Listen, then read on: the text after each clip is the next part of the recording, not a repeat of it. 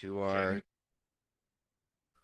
welcome to our city council. This is our work session. Carrie, welcome remotely. Thank Jumping you. right in. We've got some. This is the fun stuff. We've got some citizen awards. So I see the Cowleys here, and Rochelle, is that you that just walked in? Welcome. All right. So Janet is going to be presenting. I'm sorry. No, you're good. Is that news to you? No, a little bit, Oh, but just okay. because we didn't have meeting 2 weeks ago, and so, yeah. Okay, well, we can do it jointly. Don't worry, you're going to get your award. But, Yeah, Jody, do we have something to present?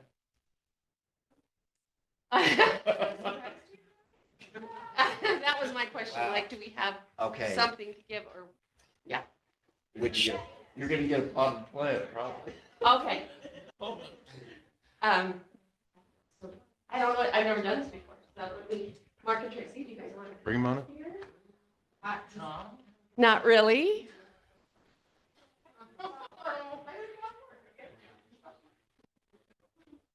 Hello? That was not on, we'll turn it on. Yeah. Try again. I'm like, come here so everybody can see you. We just wanted to recognize Mark and Tracy. They very happily volunteered to do Woodland Hills Days, and they did a phenomenal job. And the mayor and I have talked a lot about, we have a lot of good volunteers and we don't always recognize them and we don't always thank them properly. And so I'm just super grateful to them for everything that they did. And they really took the rein by the horns, and we would talk about things, we'd kind of go through the checklist, and they would just take care of it, and they just covered it, and they just did such a good job. And I felt like it was really organized this year, and this was the least stressed I've ever been, which is a big plus.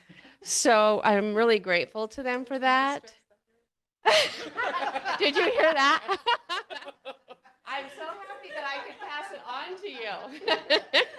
So I think we should give them a big round of applause.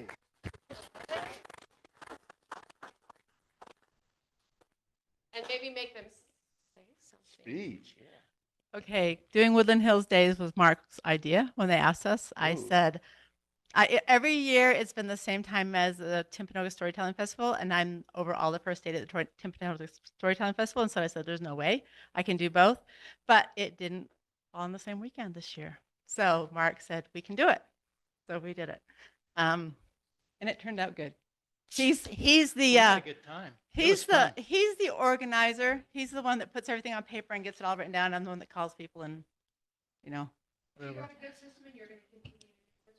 We don't mind doing it again next year as long as there's someone that we're training for the year after that. Yeah, so if you know anybody good to be a trainee, we're looking for that.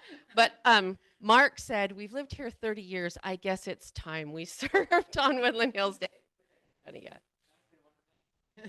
What little we did was nothing compared to all the other volunteers in the city. It's her. amazing Yeah. how much time is dedicated and volunteered to this city. It's amazing. So we just did a little teeny thing. Well, and that's the hard thing about recognizing somebody. You don't want to forget everybody else, right? Because we really are grateful to everybody. So thanks, you guys. I appreciate it. Thanks. Thanks, Janet. Yeah. Okay, and then we also would like to recognize Rochelle Stone. And Ted is going to Ted and Sergeant Dutson will be making that presentation. And I'm hoping that you'll offer some background too as to what happened, because that might be news to some. Yeah. So we're going to invite Rochelle to come up here. We'll try to make this as painless. We won't make you give a speech. But you got to stand right here. Right between us, yeah. So just a quick background. On October 8th, in 2024, there was an accident down on Summit Creek Drive, which involved a backhoe that had rolled, I think they counted three times. And had thrown the driver, 35 feet. 35 feet from the backhoe. He landed on the pavement What we found out after transporting him to the hospital, he had a subarachnoid and subdermal hematoma, basically cracked his skull and was bleeding. It was a pretty major event. We ended up getting there a little later. We were coming from a distance away, as John and I. So we have with us John, one of our assistant chiefs, Richard, one of our assistant chiefs, our EMT captain, Rachel, and Brian, a firefighter, and Alan, our safety officer. The driver had rolled 3 times, been thrown 35 feet, cracked his skull. From what I understand, I'm going to let Sergeant Dudson talk a little bit about it because we didn't arrive to the scene until after she had left. Rochelle had stopped at the scene as a resident and was one of the first ones there, from what I understand, and started life-saving efforts on this person, which ultimately led to what we believe is saving his life, likely. He was transported to the hospital and ultimately, I think, life-flighted to level 1 in Salt Lake, I'm guessing Trauma Center, and has spent he may still be in hospital, but he can get a little bit of update report on that. I'm going to let Sergeant Dudson, he'll talk a little bit about the scene. He arrived on scene fairly quickly too and was there with Rochelle. So I'll let him talk just a little bit about what happened on the scene. Yeah, so the call came in around 11:30 on Tuesday morning, October the 8th, and it came in as a backhoe had rolled. Unknown if anybody was in the backhoe. The initial caller, when they called in, thought that it fell off a trailer, but he was up on a hill. There's a home that's being constructed, and he thought that the vehicle had fallen off the trailer. While I was en route, I was here at the office. While en route, they stated that the patient wasn't breathing, there was no pulse, and that somebody on scene had just started CPR. And then just as I arrived, dispatch let me know that the victim was breathing. So that's when I got out and I went over. There was one male, one female there. Rochelle, right? Okay. Rochelle was there, and when I walked up to our victim, he had agonal breathing. I went back to my vehicle and got my AED, and we hooked it up and continued a little bit of CPR. And then first responders or medical arrived, and from there they transported him to the hospital and then to another hospital. I've kept in touch with his employment, and his employment, I actually talked to him about 2 hours ago just to kind of get an update. He is out of ICU. He's going to be probably moved to inpatient treatment center. He has been talking with them and stuff like that, but they said his road to recovery is going to be a long one for him. But I believe it's due to her willingness to stop and actually do something. In law enforcement, we get a lot of calls of where someone is not breathing, and a lot of people are scared to perform CPR on family, friends, or strangers. And Rochelle jumped right in, and it might be due to your profession in the medical field, but she jumped right in. When I went and got in the AED and came back, you just ripped his shirt right off so we could get the pads on him, and we're able to work with him there. So, and I remember when I had the next city staff meeting, I had gone back through my body cam because Rochelle had left before I could get her information. So I went back through my body cam, was watching the video, and I took a couple of shots on my camera and came back to the meeting and says, does anybody know who this person is? Because I think she saved his life. But you'd already made contact with the chief here, and so, but. Yeah, we are. We're just saying we're together. Yeah. No, that's great. But yeah, great summary. So we wanted to recognize Rochelle because this is something that's, we don't get a lot of major incidents like this in our city. We do, I'd say annually, probably have something pretty major. This one turned out to be a very a traumatic event for him. And we got great residents in our city. And I know our residents do a lot, but we really want to recognize her for stopping and being willing to just jump in and help. John and I arrived just a little bit. She was gone. We'd arrived a little bit later, helped get him on the backboard and loaded into the ambulance. John went with him to the hospital. It turned out to be a 6-hour event. We were there for 6 hours on the scene. with the road closed and doing investigations and cleaning up and stuff like that. So pretty major event, but it was probably due to Rochelle's efforts that saved his life. So we really appreciated that. So in recognition of that, we actually have a proclamation that I'm going to read for Rochelle. Get out my old glasses as well. So the proclamation reads, whereas on October 8, 2024, a tragic accident occurred on Summit Creek Drive, resulting in a serious injury to an individual in need of immediate medical assistance. And whereas Rochelle Stone selflessly stopped to render aid at the scene, demonstrating exceptional courage and compassion in a time of crisis. And whereas upon assessing the situation, Rochelle recognized the urgent need for medical intervention and promptly performed CPR, applying skills and knowledge acquired through training. And whereas through quick thinking and decisive actions, Rochelle was able to restore vital signs and ultimately save the life of an injured individual. And whereas Rochelle's heroic response exemplifies the highest ideals of community spirit, bravery, and dedication to helping others. And whereas the actions of Rochelle have not only had a profound impact on the life of the individual as well as their family, but also serve as an inspiring example for all members of our community. Now, therefore, be it resolved that we, the City Council for Woodland Hills City, do hereby honor and commend Rochelle Stone for her extraordinary bravery and quick actions that contributed to saving a life. We recognize her selflessness and commitment to the well-being of others, and we are grateful for her outstanding contribution to our community. Be it further resolved that a copy of this proclamation be presented to Rochelle as a symbol of our appreciation and recognition of her remarkable act of heroism. Signed by the Mayor, Brent Winder. So with this, we also have a plaque.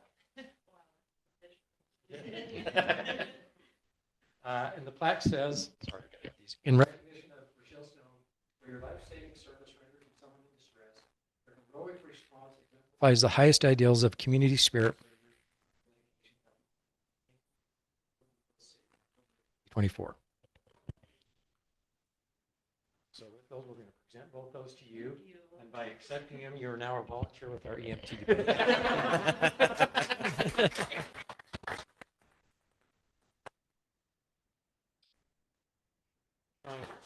Mayor, if you wanted to add anything.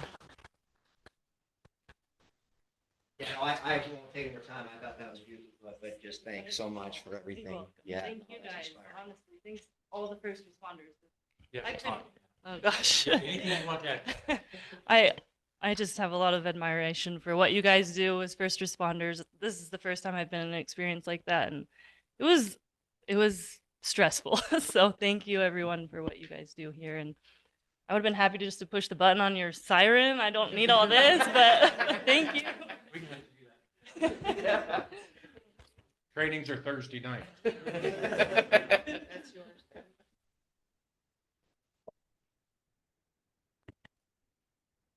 All right. Well, thanks again. So Sergeant Detson, it would be really cool if the day ever came where this guy could meet her. So keep.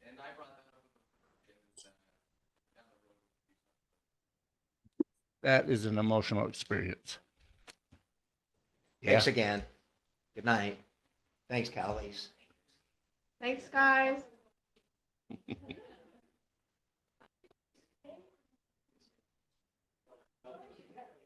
They didn't want to be here for the exciting stuff. Huh? Yeah. Yeah, I forgot.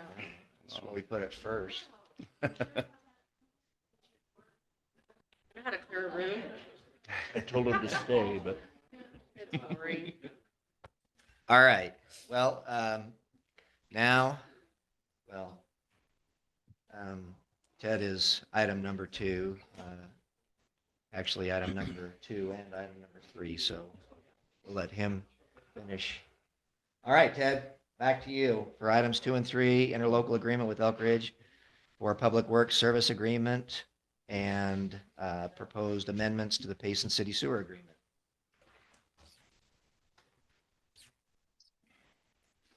And thank you for dressing up to make these presentations. Yeah, you look great. Yeah. Oh, no, thanks to the city.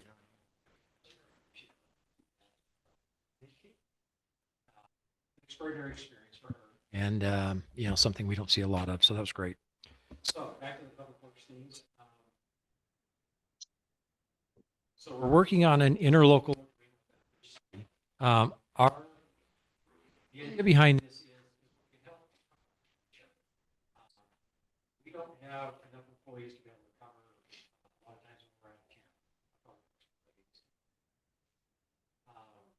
And they have been hesitant to take time off. So we thought, so Elkridge and I, their public works director, we were talking back and forth a bit. And we talked about doing an interlocal agreement. So if we need help coverage in our city, if we're out of town, they can help cover our city for public works emergencies and vice versa. We can help cover their city. So we've been working on an interlocal agreement. The agreement was written by was put together by our attorneys. And the only piece of information we were missing was just the rate that we would charge, because we put it back and forth rate. It'd be the same rate for each. And I talked to Elkridge today, and I think we worked out about $120 an hour. That will cover their crew and any over. Hey, sorry for the interruption, but Ted, I think your mic might be dying. We can't hear you. Oh.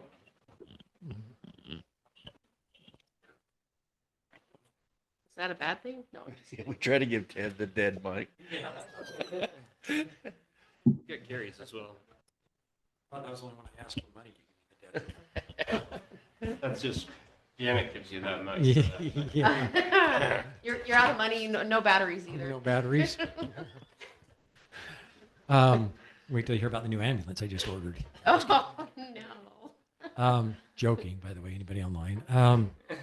So the interlocal agreement's been written by our attorneys. The only piece of information was the hourly rate. We worked that out. This would be a reciprocal rate. So I expect it's going to be a change of money. You know, they'll pay us when I'm covering their city. And the coverage only is when you're actually doing something in the city.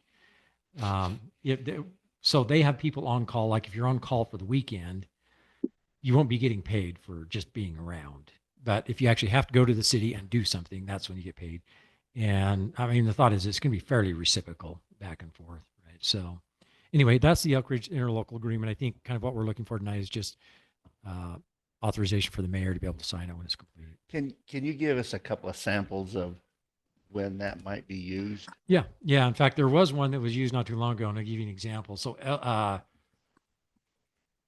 Elkridge had a minor water leak, and the idea was to go look at it and see, is this something that is an emergency situation needs to be taken care of right now, and start coordinating the efforts to get that taken care of, or can this wait till Monday when whoever is in the public works gets back, right? So, for example, if we have a water line break, and I'm up on a mountain and don't have cell signal, the city staff will know they can call Elkridge's guy who's on call. He'll come here. He has a list. As you remember, we have on-call contractors. Right.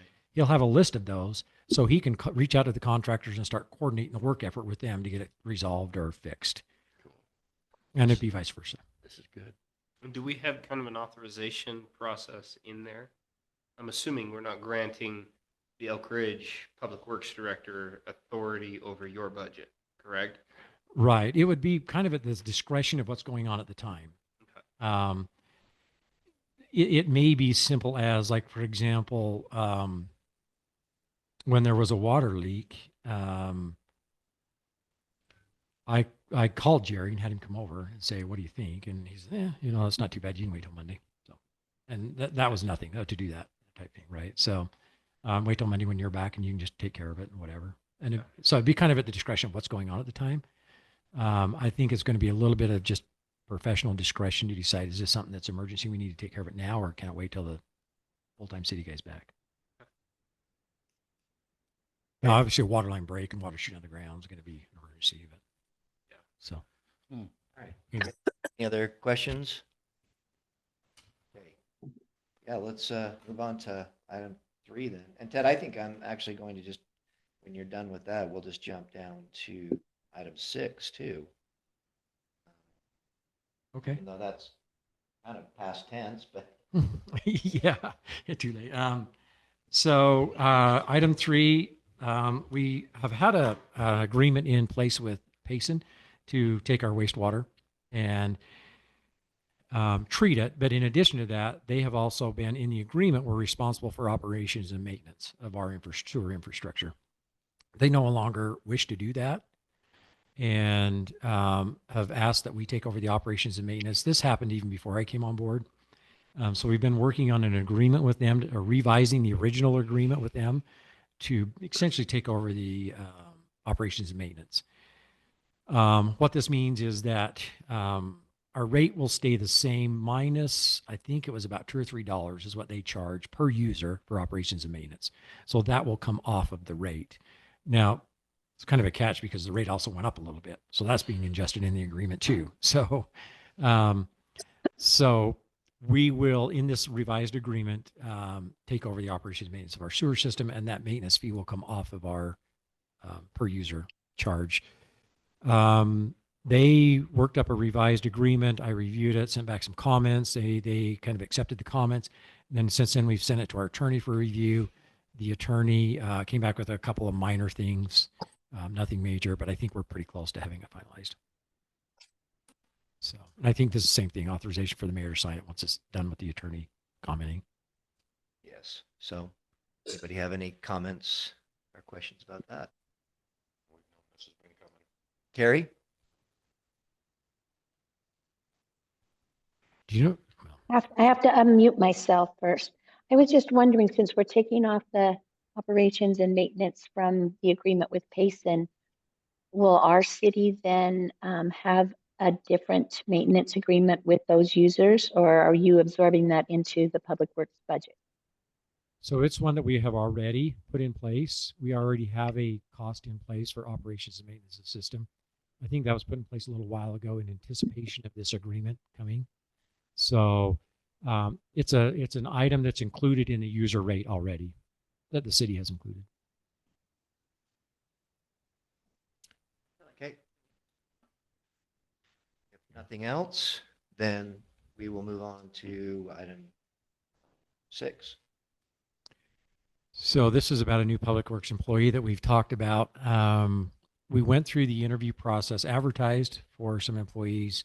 Our applicants received a handful of applicants. We whittled it down to, I think it was 4 initially that we felt were worthy of further interviews. We interviewed 3 of the 4. And after going through those interviews, there was an interview panel of 4 of us, Jody, you, Lori, I, and Chris.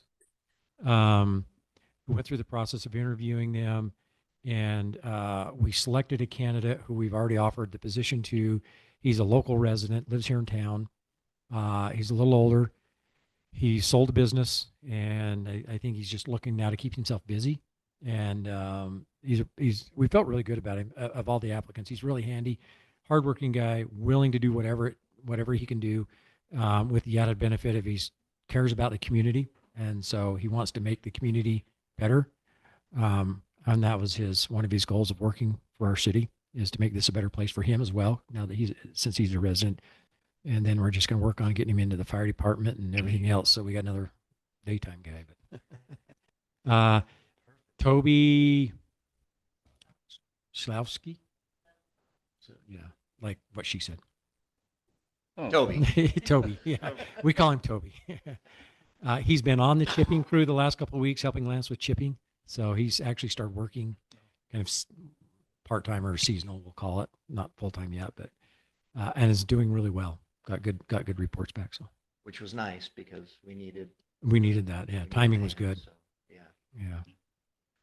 All right. Any comments or questions on that piece?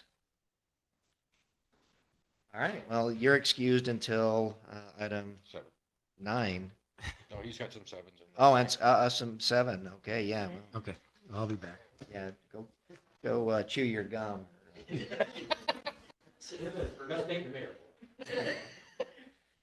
All right. Item 4, request for a change in zoning from agricultural to R119. Wayne? Oh, all right. Well, Matt, come on up. Surprise, surprise for you, I guess. Yeah, I found out a couple couple hours ago. Oh, well, that's more notice than we usually give. So, no, Usually they stay up, right, Janet? I mean, that's all right. so yeah, it's the property down at the bottom. There's 4 parcels, I believe, Reed Nelson's parcels by the church. And then one for Robert and Linda Nelson by the Four Seasons subdivision. And the reason, just asking for rezone, Reed Nelson wants to, in the near future, just make one lot there south of the church for his grandson. And then don't have any plans to develop it in the other stuff in the near future, but just wanted to do it all at the same time. To change it to I think it's the R119. Okay, great, thank you. Anybody have any questions? No, you answered my question because I was wondering if it was to develop all that, add more homes. Yeah, he's got a grandson that, there's Pam, what's his name now, that lives at the bottom. And it would be her nephew. Okay. 'Cause she built there, probably 20 years ago there, right? They just don't want to give the grandson all of it, I guess. Yeah, they just wanted, it'd be about an acre, it's just the piece south of the church. I think it goes from the church to where the salt shed road goes. Okay. So they want to break that, it'd be like a 1 acre lot there, but Okay. I don't have any plans to develop any more near future right now. So Okay. Matt, you're just the representative then Yeah, for for me, those yeah. 3, and then Yeah. one for your parents. Yeah, the one for my parents is it's the piece between Nadine Robbins and I believe Mike Griffiths. Is that basically across the street from? It'd be the end of the street where Steve Mitchell lives. I think Okay. that's Summer Breeze Road. End of Summer Breeze. Yeah, the map we got is a little fuzzy. Yeah, it's the road we put in right there. I think the first one's Winter Way, and then that one's Summer Breeze. Is that the one just down, so north of Kelly's? Is it towards the Stake Center? Yeah, towards the State Center. So it'd be the road just south of the one I believe you're building for Aerosmiths. It'd be Yeah. the next, Okay. or So just north of it. yes. One cul-de-sac north. Okay. Did you need a visual? No, I think I've got it, but if anybody else wants to see it. Parcels were. I looked at the maps. Yeah, so if you move that arrow to the, So the parcels we're talking about are this one right here, which is just north of Pan Lyman's home, which is at 270 South Woodland Hills Drive. The other parcel is just on the other side. and where your arrow is where they wanted to do the 1 acre lot for the grandson. On Woodland Hills Drive. It'd just be south of that church there off Woodland Hills Drive. Yep. Yep. Right there. And then this is the other parcel that's off of Willow Reed and at 11200 South, so at that intersection is what they're requesting for R119. And then the other parcel is Oh, Should be one up right there. right there. right there. Yep, it's just the end of that road that we put in. So, thank you. On the other side over there, the first group, that doesn't interact with Three Bridges at all. Looks like it borders it with their new entry. Am I understanding that correctly? It would border where the new entry is and then Is it border up obviously- against Salem's boundary as well. Obviously make a wide road probably in there somewhere toward Three He, Bridges. I, I don't I know. believe that it would probably go into their property more Okay, because they do own that 11, okay. 10 acres right there. Yeah, I think it would be that's what they talked about.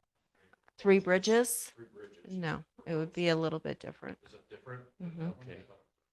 Okay. I think the zoning there would be stipulated in the development agreement. Okay. Okay. And this would just be a formality that the council would take is action to refer it to the planning commission. The planning commission then would look at it, make their recommendation to the city council, and the city council would hold a public hearing and then make their decision. No, the city council. Yeah, the city, our code calls for the city council to do it. Okay, thank you.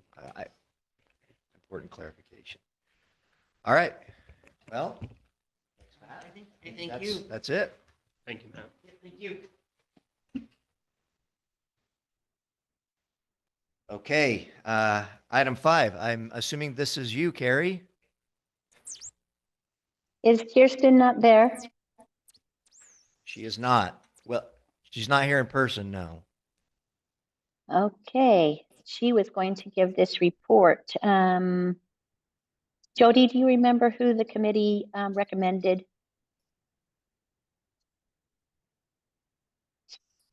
I need to either look it up or I thought she was there, so I didn't look it up.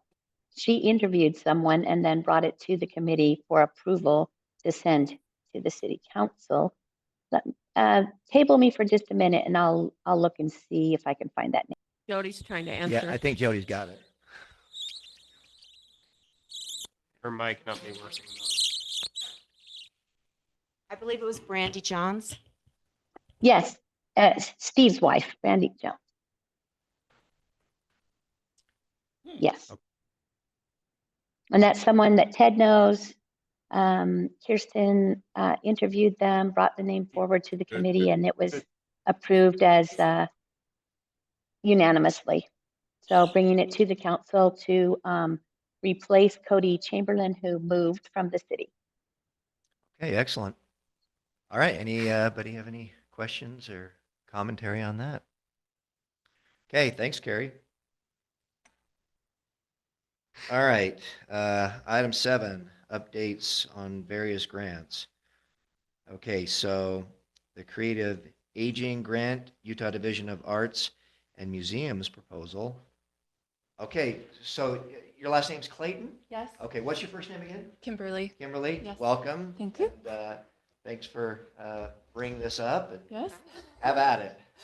I happen to be on the email list for Utah Division of Arts and Museums.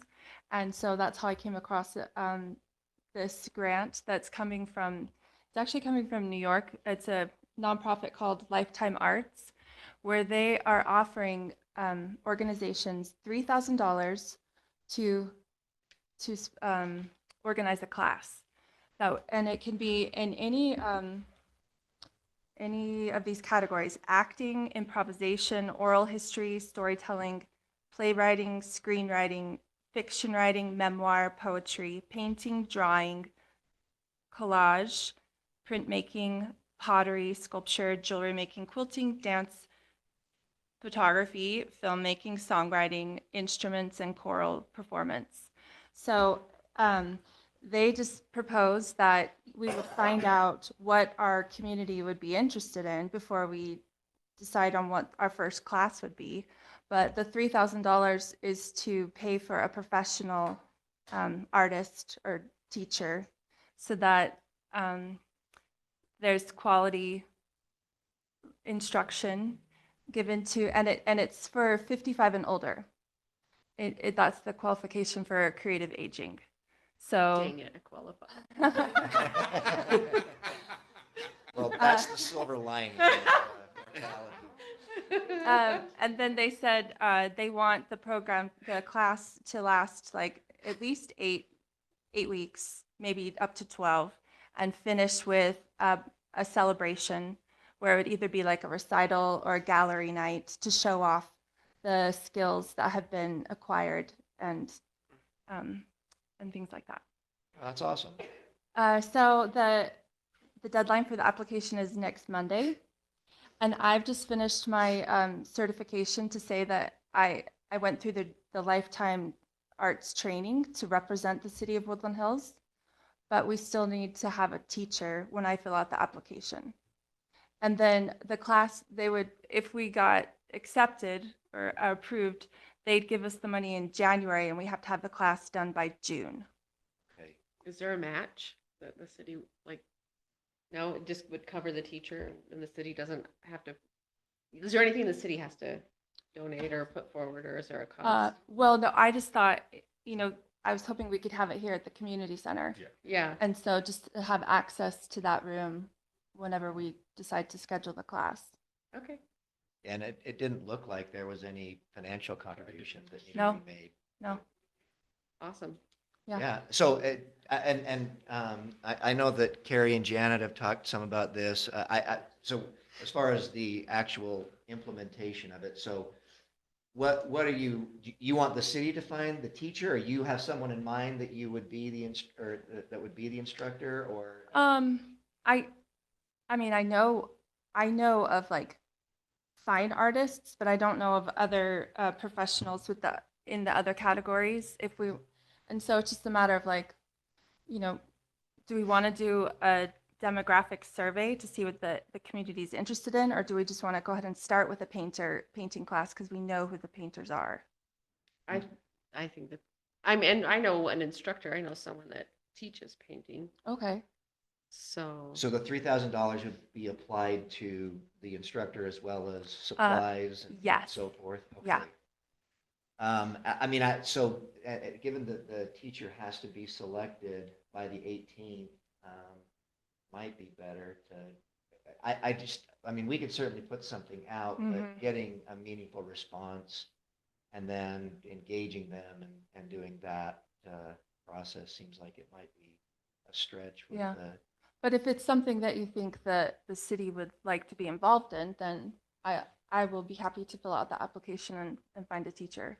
I think there's enough interest, and I can give you 3 or 4 names. Okay.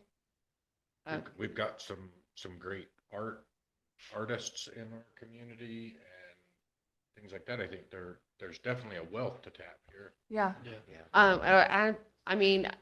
We've talked about things like this. Maybe one council member would need to supervise, and I'd be willing to. Oh, thank you. If I could sit in the class. Yeah. Well, Then I'll you're supervise. qualified. We already know. I know, that's so sad. I'm gonna give you the birdie. But my question is, so for brainstorming for teachers, what level, like beginning level paint art, or kind of? Maybe like that would be the safest way to go, as we see what interest there is. Okay. But it definitely that is actually one of the qualifications. And now that you asked that, is that any of the classes, when they're advertising on the flyer, it needs to say no experience needed. Okay. So that the older adults feel safe to come and try it. The old people like me. It's okay. So as far as what you would need from the city then, so we just need approval of accepting the grant, because we do have a grant policy. Okay. So I just want to make sure that we accomplish the objectives tonight that are needed by you. Okay. So it would be approving the acceptance of that grant, and so then I guess that would be you that fills out the application, and then Do you have to name a teacher before Monday? Yes. I mean, Okay. So I have a question, if yeah. possible. Yeah, go Kimberly, ahead. Sorry, I didn't see. Kimberly, yeah, I figured so.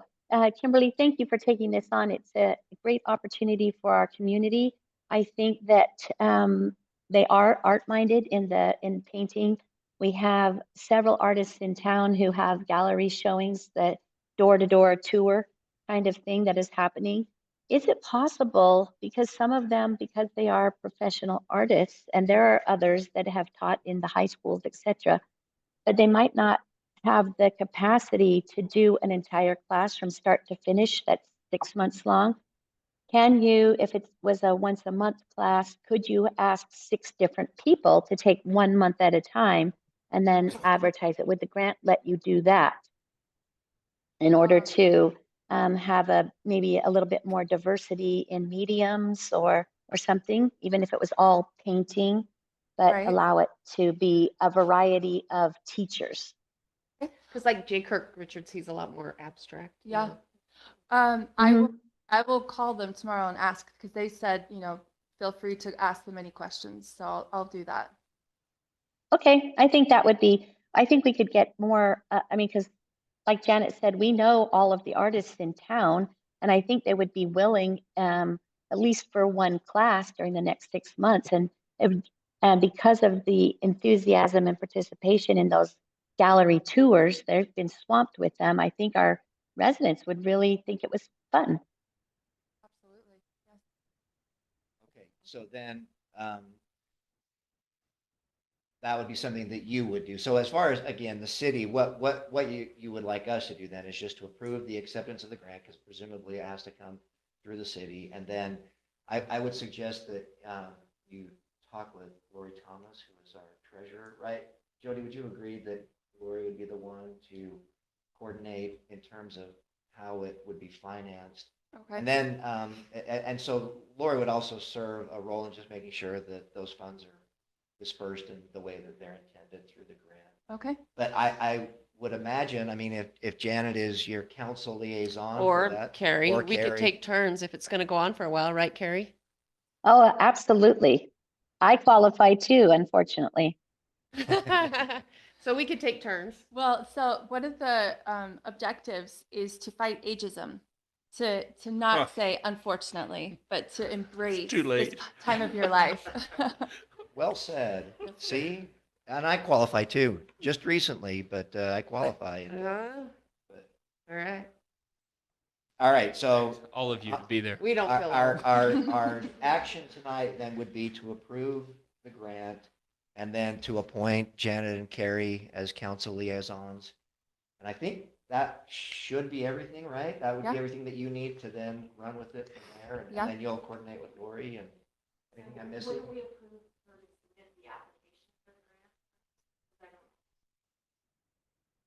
Oh, you mean the granting of the grant? Okay. Yeah, so, I think actually, Mayor, if I remember correctly with the grant proposal, you have the authorization to do that. Unless it requires matching funds, which this does Yeah, not. which it doesn't. right. So you're free to make that decision without our approval. I guess that's true.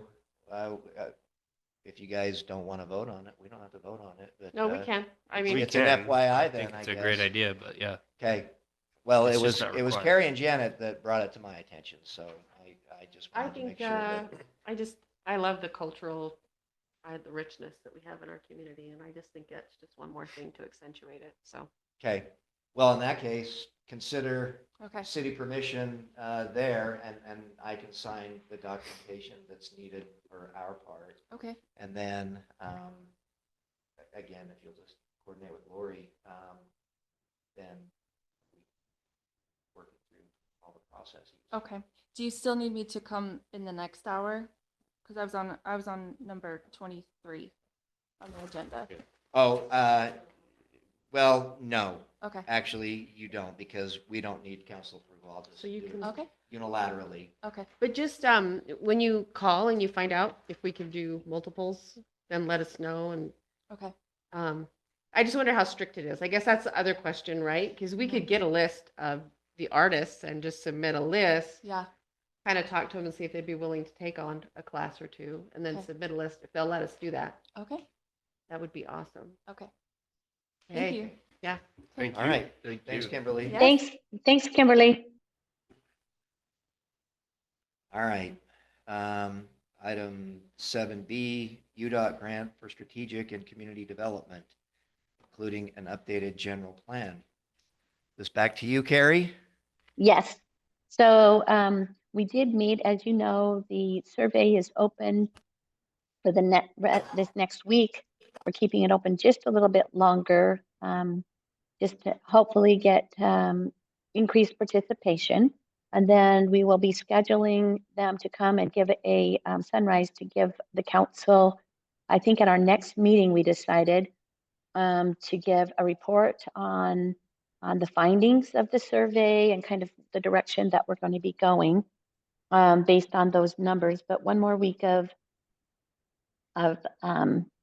participation, getting as many people to take it as possible. The reporting mechanism, Sunrise, Daniel is the project manager of that, and he has been doing the reporting to UDOT, and I asked him to please, and they took off that reporting in June, I think. And so I asked him to make sure that Lori has a copy of those reports so that that's documented not only with UDOT, but with the city as well. Things are going fine. And then we can go into some of those other next steps. Okay, perfect. Thank you. Anybody have any comments or questions for Carrie on that? Okay.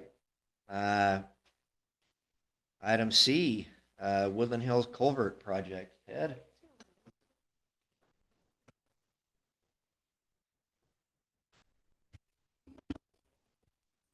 Quick history here.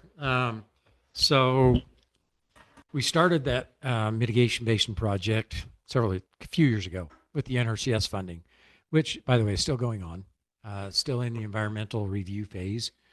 Are they waiting to like watch, roots grow and? Yeah, they got to see if the turtles come back. Yeah. But so they're still in the environmental phase on that. But as part of that project, if you remember, it was to capture the water and then run it down Broad Hollow to Autumn Leaf Circle and then drop it back into the drainage. So we go around all the houses. In order to do that, we had to put culverts all the way down Broad Hollow, underneath driveways and underneath the roads. The NRCS mitigation basin project would not pay for culverts. So we then went to FEMA and asked them for some funding, both us and Payson, because Payson was in the same situation, asked FEMA for some funding to pay for the culverts or help us fund the culverts that the NRCS won't cover in the project. So we've been working on that process with FEMA for, 6-8 months or so. And last week got all the documentation completed, and they have awarded us the engineering fee portion of the grant money. So we'll be able to consult with an engineer now. We already had an engineer on board. We've just been waiting for this money. So we will get the engineer started on the design. Once we complete the design using this grant money, it's a 90-10 match. So 90% federal, 10% city of $20,000. So a couple $1,000 for us. And once we get done with the engineering portion of it, that'll get submitted back to FEMA for review. If everything lines up, then they will award us the construction funding to actually pay to install the culverts down Broad Hollow. So this is just for the culverts down Broad Hollow. That's all it is. And great news. Yeah. Absolutely. Is this engineering study going to give us pricing? They do an engineer's estimate with these. Yeah. It'll be the actual final design. We had about a 30% design done for the NRCS project, and then the application for FEMA. But so this will be putting the final design and together. And with the final design, they have to put together an engineer's estimate for FEMA. So yeah, we'll have so to. that's again what we're going to have to be thinking about is we're going to probably have a 20% match. Yeah, and that was already something we talked about when we went after this project. It's roughly a $220,000 project, so about $22,000 on our side. But to solve. Yeah. More than, it helps a lot of things. It's not just for that part of it. But right. It actually really is helpful in a lot of functions there. So. Yeah. Yeah. This is really helpful on a lot of levels. So thank you, Ted. Yeah. This will be great to get this project going. The mitigation basin project is still in environmental review, and so that's still a ways out. But anyway, this is kind of the step to get the culverts in. All right, great. Anybody have any comments or questions? All right, then we will move on. Thank you. Mm-hmm. Ready, set, go. Is that you also? Yeah. So Ready, Set, Go. That's a grant we got this year. It comes from, which federal agency does it come from? It comes from a federal agency. It's one of the fire agencies. I don't remember. It comes through the federal government, but it's one we've applied for just about every year, and it varies year to year whether we get it or not. This year we got it. It's a $20,000 grant with a 25% match. It's what we've always used to do some of our late season mitigation efforts. For example, I think a few years back, Craig got some dumpsters with it. So this year we're using it to the dumpsters that we've already got for all our trees that have come down. It'll help pay for those. Plus, we've been keeping our wildland crew on longer than usual for chipping because of all the trees that came down. So we're using it to help cover their costs. So we have to submit by the end of November. When we talked to the guy last, a couple of weeks ago, that's over this back in Virginia, he just said, it's a $20,000 grant. He said, submit everything you have and I'll get you as much money as I can. So It's a great invitation. So many trees.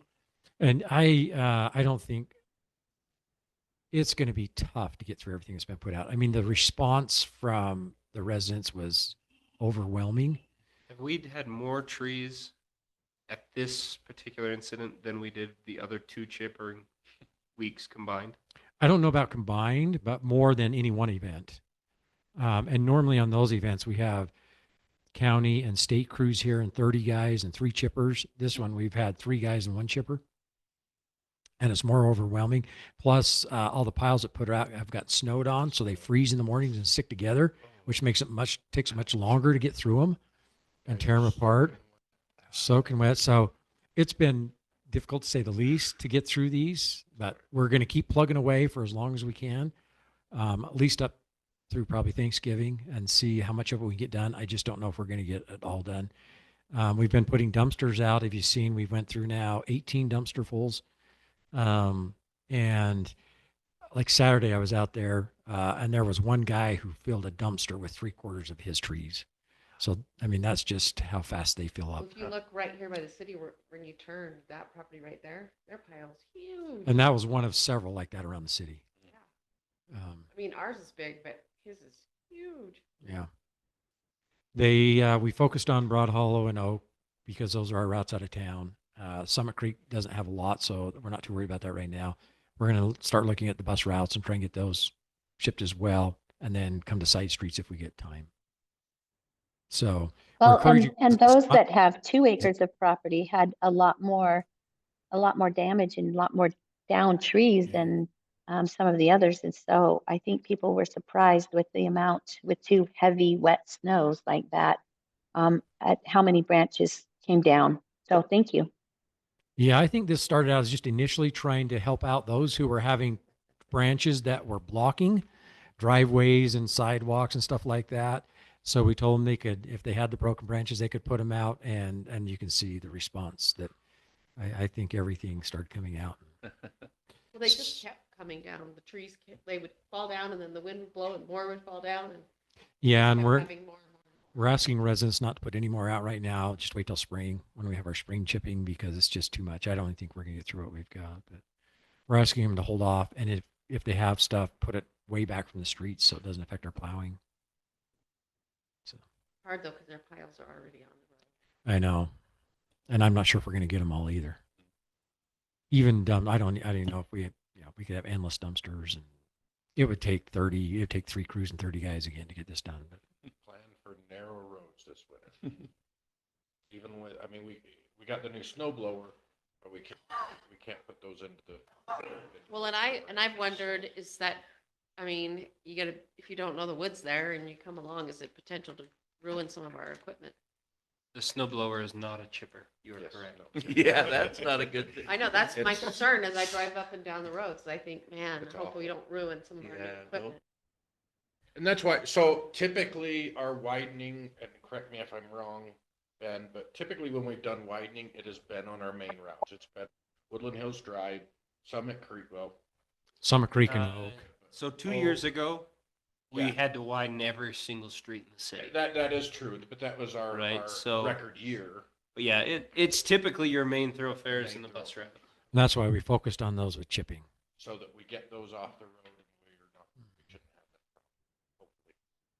Yeah, it's just an overwhelming response. So anyway, Yeah, I mean, I think that, your team should be applauded. But yeah, I mean, it's just Yeah. this convergence of the forces of nature that, They're working hard and Yeah. going as fast as they can. It's a service we're offering to residents. It's something we normally wouldn't do, but we just happen to be able to get hold of a chipper and have a crew. So Well, I've heard residents that have lived here like 30+ years comment that they've never Yeah. had tree damage like they did this year. So those leaves just wouldn't drop this year. They still They're haven't. still not. They need Yeah. to freeze. They you know? still- a lot of That's them what- still that's what haven't. dropped mine is a It's freeze. weird. Yeah. Yeah, it's crazy. all right. Well, Yes, Diana, we're asking residents to go in and fill out online any hours you put towards this, and we can count it. I talked to the federal agency, does this count as mitigation? And they kind of agreed that it would. It's clearing out trees, whether it's us or Mother Nature, It's gonna happen. or a combined effort. So, Well, and a lot of them are the old brittle oak trees, although we lost a lot of maple. I was surprised. yeah. yeah, it didn't discriminate. Mm-mm. Okay. Yep, you Okay. bet. Great. Thank you, Ted.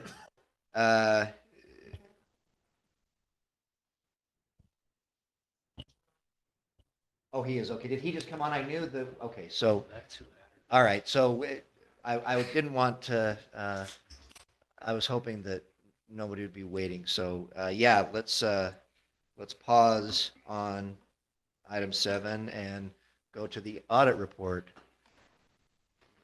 John, are you on? If you are, you're on mute. Yeah, I'm There, on.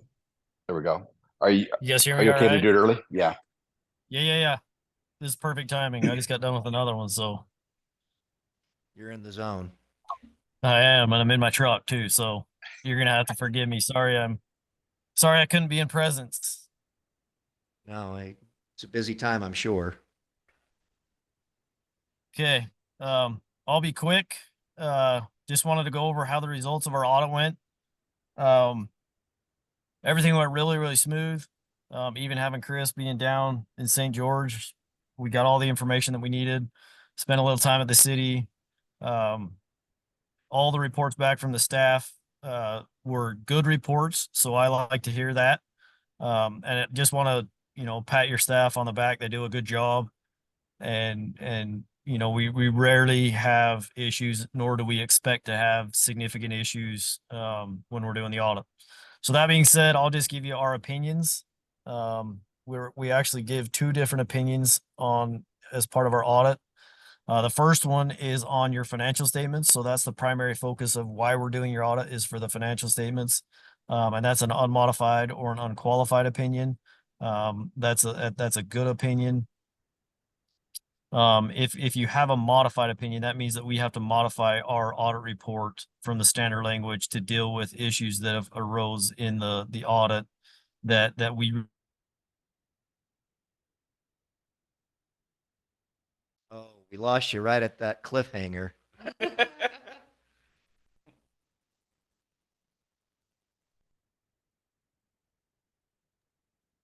No, he's got a bad signal.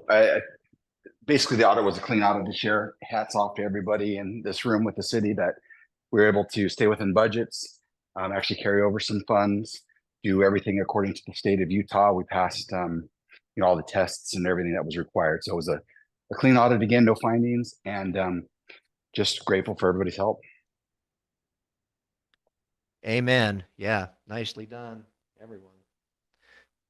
So, well, I don't know if Sean's got more to add. If the council has anything that I don't know if Sean can hear us too, maybe. If I could ask Chris a question. Yes, in sir. In our city council packet, there were some forms filled out, whether we do this and that and all these different things. In your opinion, are there any of those issues that we don't do yet that you think we should reconsider? Yeah, I think there's 3 or 4 on there Yeah. that have a no. And there is one that you guys could do by going to the website and reviewing those videos. They talk about fraud and all that kind of stuff. Then I could check a yes on there, but I have to have, I don't know if it's either documentation or you print out the little certificate, but once we get 100% from every council member every year, then we can do that. Really, we're doing great. I mean, we got a high score, 395, I think it's what it is off the top of my head. It's almost perfect. So our risk mitigation in the city is very low. Not zero, but it's low.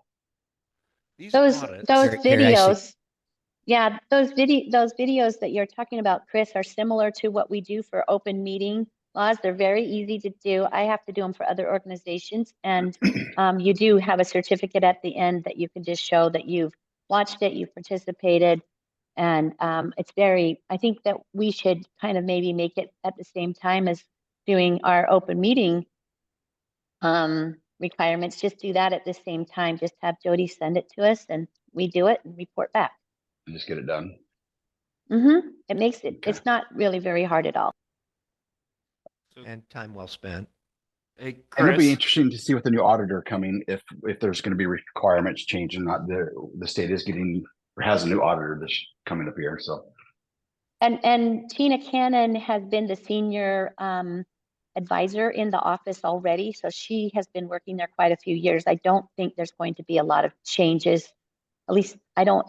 It doesn't appear to me that she's going to change anything that's not broken. And that's one thing that has been really beneficial to the state is this these training videos that they put out. hey, Chris, number 4, it says, are employees and elected officials required to annually commit in writing to abide by a statement of ethical behavior?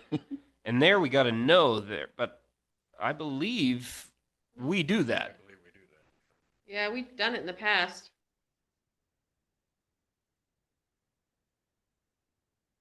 Did we now lose Chris?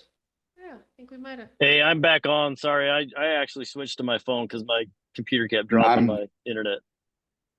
Welcome back. All right. Well, Chris, do you have an answer for that? Because I think that's a fair point. Because I know that. I want those 20 points, Chris. Yeah. When he sends it out, I feel like we all do. I filled it out. yes. I apologize, Ben. When you were talking, I was modulating, so I didn't quite hear everything you were asking. Oh, so number 4 is talking about the conflict of interest statements, saying Yes. that we do them yearly. And here we got to know, though I believe we do that. Do we do it yearly, or have we just I done it believe once? so. I think it is yearly. Oh, then we absolutely can change that. I know we've done it once. I didn't know we did it yearly, so I can change that. Yeah, because I've had to sign. How many have we signed? 4? 3? 4? It's just you, Ben. We're just having you sign them. Nobody else. There's probably some great wisdom in that. So I can support that behavior. All right. So that just would took us count. above 400, maybe, right? Yeah. Excellent. Well, and Okay, if I can throw in a best practice, I would say at the beginning of January every year is when you're actually filling out and signing a conflict of interest statement. But then every city council meeting, just at the very beginning of the meeting, just ask if anybody has any conflicts. So you're actually disclosing in a meeting whether or not you have any conflicts on the agenda. That's kind of the best practice. That way, nobody ever can question whether or not, hey, if there was a decision made, there was a related party, yeah, but he recused himself and disclosed that he had in that meeting in the minutes. It says, I have a conflict, so I'm not going to vote or whatever. So. All right. I mean, that would be pretty easy to add just as kind of a reminder statement at the beginning of our meetings. All right. Point taken. All right. Well, Sean, John. did you have any? John. Okay. Yeah. Sorry. All right. I was looking at the wrong person. Okay. John, were you at SESD today then? I was. Yep. Okay. Yep. Yeah. I thought I recognized your voice. All right. Yeah. My I've had like apologies for 6 mixing your meetings name today. up. No, you're fine. Okay. But you were saying? How I don't even know when I dropped off. So how far did I get? Well, you were talking about the qualified opinions and how we. Yep. So our opinion on the financial statements is unmodified, unqualified. That means that we didn't have to change our audit report because of an issue that we couldn't overcome in the audit. The next report that we're required to issue just outlines that we perform your audit in accordance with government auditing standards. That means that we look at your internal controls. We don't test them enough to give an opinion on your controls. That's called a SOC audit. That's a totally different type of an engagement. where we're actually testing controls. But we look at your controls, A, to make sure that you have controls in place, and B, that they're functioning.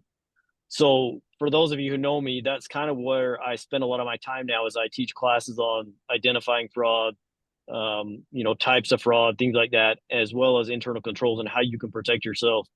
And so I've trained my staff that they're constantly looking for breakdowns in controls that really could allow things to happen. And so they may or may not ever end up as a finding unless they're significant enough. But we do try to, help you guys out and say, hey, consider this best practice, just like with the conflict of interest. I mean, that's an internal control.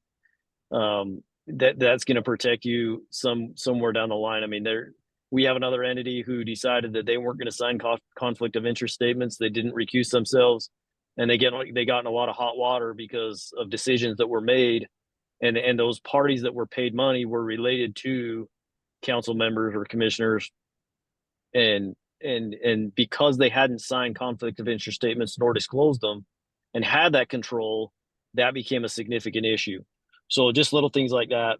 But no significant deficiencies, no material weaknesses that we need to identify. The next report we're required to issue is for the state auditor. I heard you guys talking about the state auditor and the new state auditor. I know Tina. I've talked to Tina quite a few times when she was at Morgan County. She would call me quite often. We'd have good conversations. I will say the difference in, I think, what we're going to see is she knows and understands accounting. Hers is more of a tax background. She's not a real auditor. But she does understand accounting, and she understands accounting principles and things like that. So that's a plus. I don't know that she's going to be much different than John. I've actually reached out to her to say, hey, I want to have a sit down because I want to talk to her about, look, this is what the local governments need out of your office. Those training videos are amazing. That is one good thing that this office has done, is put together training videos. But as you guys know, if you call the state auditor and you say, hey, look, we've made a mistake, we just want to fix the mistake and move forward, they don't just help you fix the mistake and move forward. It's almost like raising a red flag, saying, and Chris can attest, when you had the credit card issue, I mean, they asked for years and years and years of credit card statements when it really wasn't that big of a deal. It could have been just a simple issue of let's see what went wrong, let's move forward. So I'm hoping that we can get on board with Tina and have her kind of go back to the way the office was before, when it was more of a helpful office that you could call and ask questions and get your questions answered, in a good way. But nevertheless, I don't know what's going to happen, but we'll see. All right, so the next report we're required to issue is for the state auditor. So this year we looked at your budgetary compliance, so making sure that you have budget integrity, that you're not going over budget. We look at your fund balance. So every fund has to maintain a positive fund balance. And then in your general fund, as you guys know, you have restrictions on what the maximum and minimum is that you can maintain as unassigned or assigned fund balance. We look at any government fees that you may charge. And then we look at any restricted taxes or restricted revenues to make sure that you're maintaining them separate, that you're spending them the appropriate way. And then we look at the fraud risk assessment. You guys are talking about the fraud risk assessment right now.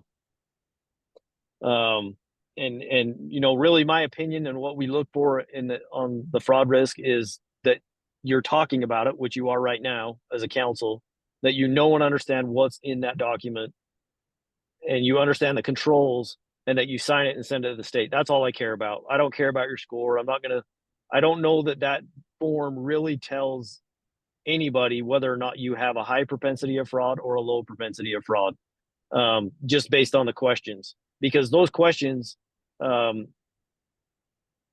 said this like 6 times today already, but those questions, you're different than every other city. So you're different than Salem City. You're different than Payson City.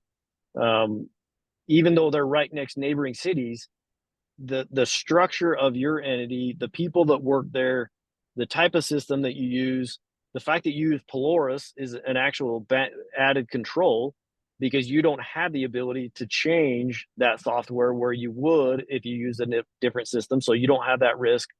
So there's a lot of mitigating factors that are very unique to Woodland Hills that don't really show up on that fraud risk assessment. So that's why us as auditors, every year we come and do the audit, we're doing our own fraud risk assessment to say, okay, where are areas that we need to look at that have a high propensity of fraud based on what's happening at Woodland Hills this year.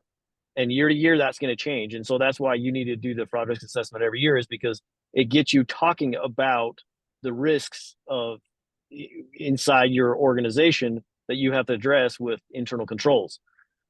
The controls on there are very good. I just don't like it because I don't think it gives a fair representation of the uniqueness of you as a city.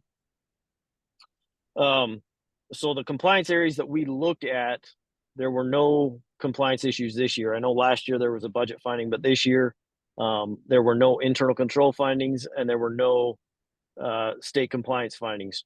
So all in all, I guess you could call it a clean audit if that's the term that everybody likes to hear. Obviously there's always room for improvement, and my goal is to get our clients into a constant improvement mindset to where, you know, there's always things that you can be doing better, you know, such as the conflict of interest. You know, that's something that you can build in, and then it becomes second nature. So you find something else to improve on. And so you're in this constant improvement to where you're the best governing body that you can be for the city. Okay, any questions? Don't appear to be. Yeah, no, thanks. That's very helpful. Doral, you look like. Just as a council, or in my opinion, is I've watched a lot of audits in the last 12 years. And I just appreciate our staff working through these and making sure we're in compliance. They've done a really good job, and I just want to thank them for that. Amen. Okay, well, with that, again, thanks for that report. Keep trying to call you Sean. John, thanks for that report, John. And I think that is, we'll move on from there, unless, Chris, anything else you want to add regarding the audit?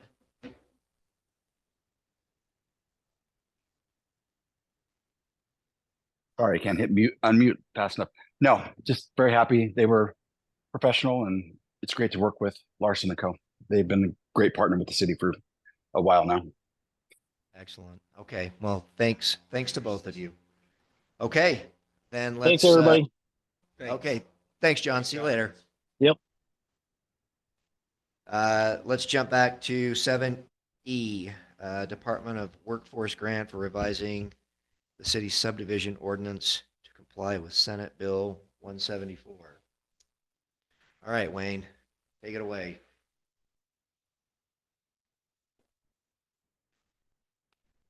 It's warmer up here. Just as a reminder, we've state legislature this year earlier passed amendments to the state code that change the way for cities to approve the subdivision process. And I think we've mentioned it to the council before that the process will be that subdivision plats will no longer come before the council for approval. It'll be in the hands of the city staff and the planning commission. The planning commission will be the final approval authority, and any appeals from that will come to the city council. We've been working with a company that's has a grant. It's not our grant. It's a state grant that's been given to them to help cities draft the legislation that's required to do that. And so they have finished a draft of their work and provided it to the city a couple of weeks ago. We've taken 2 different looks at it and provided them some changes that we wanted to be made in the process, which they have done. And I believe a copy of that has been sent to you today. we just got the final or the last draft over the weekend. And Jody sent it out to you today to give you an idea of where things are at and what our new code will look like in that process. So if you've got, there's a few more changes, minor changes that we'll probably make to it. The Planning Commission will be reviewing this on this coming Wednesday, and we'll hold a related public hearing on it since it's a change in our ordinances. And then we will come back to you for a recommendation based upon, come back to you based upon a recommendation from the Planning Commission for you to approve that change in our city ordinances. So you may or may not have had an opportunity yet to read that, the latest draft. If you've got any questions, feel free to. It's huge. It is. It's 57 pages long. It's huge. Part of it. So it's the whole chapter. So they just changed the part that has to do with the subdivision part of it. But there's other parts that weren't changed, that didn't need to be changed, but they've included the whole title in that just for continuity's sake to have as it's presented to the public. It'll be an update to Title 11 in our system. So I'm happy to answer any questions tonight, or if you want to study it some more, that's fine too. You feel free to call me and ask me and any questions about what it all means. We generally, with the exception of presenting things, the subdivision final plats to you all, it's a process generally that we've been following all along. So it's a matter then of incorporating that into the overall title dealing with subdivisions.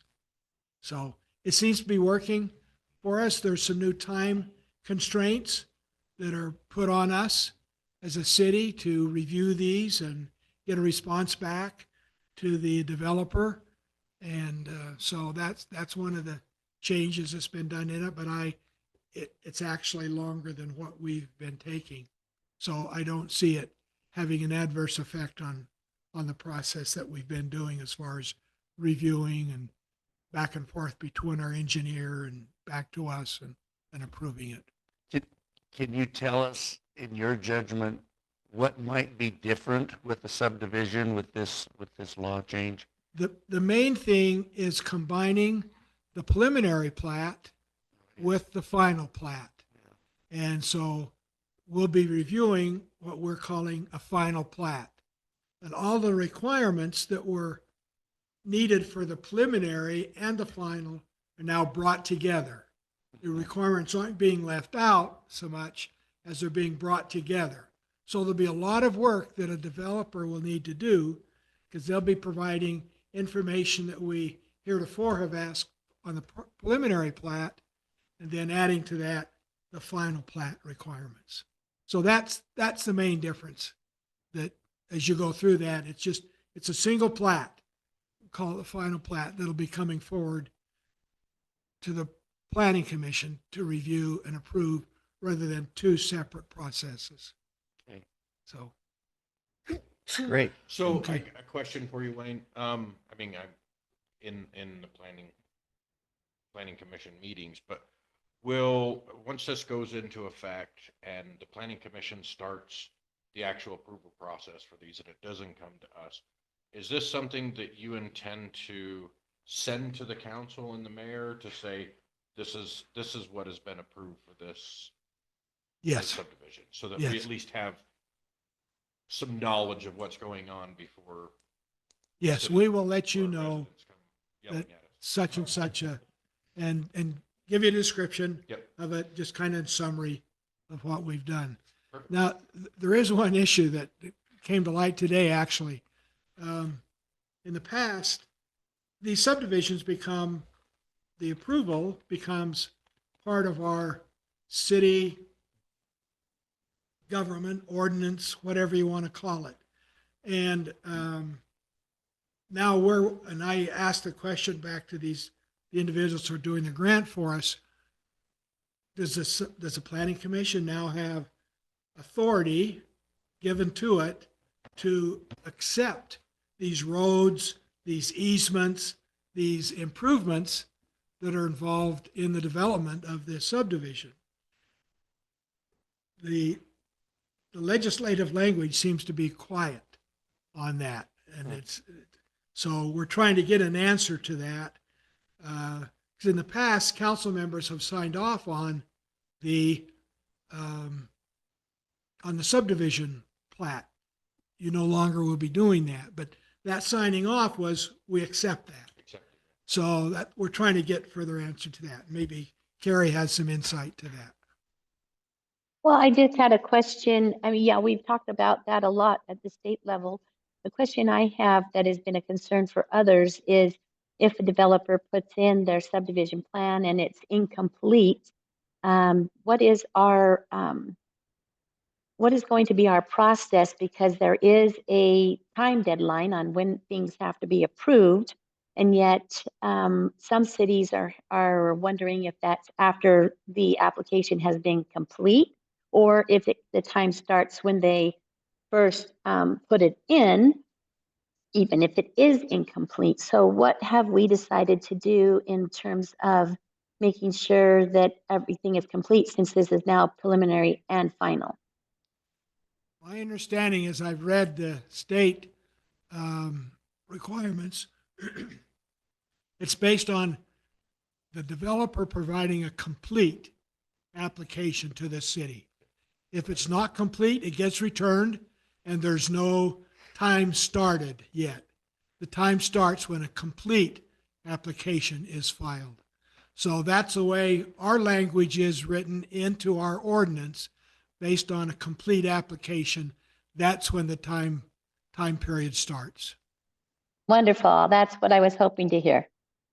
Okay. And their application is actually much more difficult now because they're doing preliminary and final at the same time. So it actually puts a big a big responsibility on the developer to get more done at the beginning of their subdivision, planning a subdivision than what we had before. We could do a preliminary and they wouldn't have to do near as much work and not have that expenditure. And so it actually does put a lot on them, as I was reading it and going through it, because it is a big change for us. It is.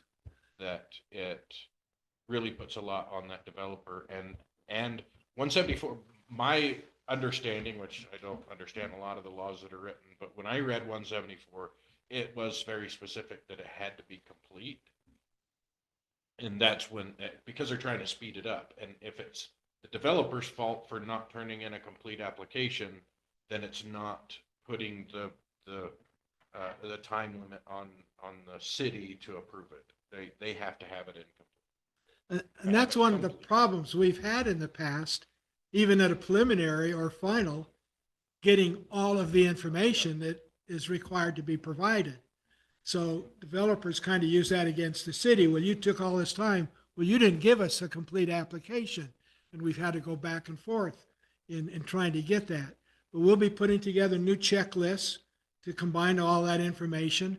And what they're required to provide is in the statute, is in our ordinance. So it should be fairly clear as to all the detail and information. But you're right, it is pretty extensive. So. Well, and that's been one of the issues is developers were going to legislators saying the cities aren't approving my stuff and not telling them we're not providing a complete application. It just came back that the cities aren't approving. And so I'm hoping as more and more cities recognize that they're also including this wordage of complete application, because some have been going forward with incomplete applications. And so a developer who goes to this city doesn't need to do it, but they go to another city, they do, then the ones who require a complete application are then being targeted as, difficult to work with, when in reality, everyone should require a complete application. Exactly. Yes. Well, thanks for being so conscientious about how this is implemented. Very well. Thank you. Mike. Thank you, Mike. Yeah. Okay, 2024 Utah County Recreation Grant.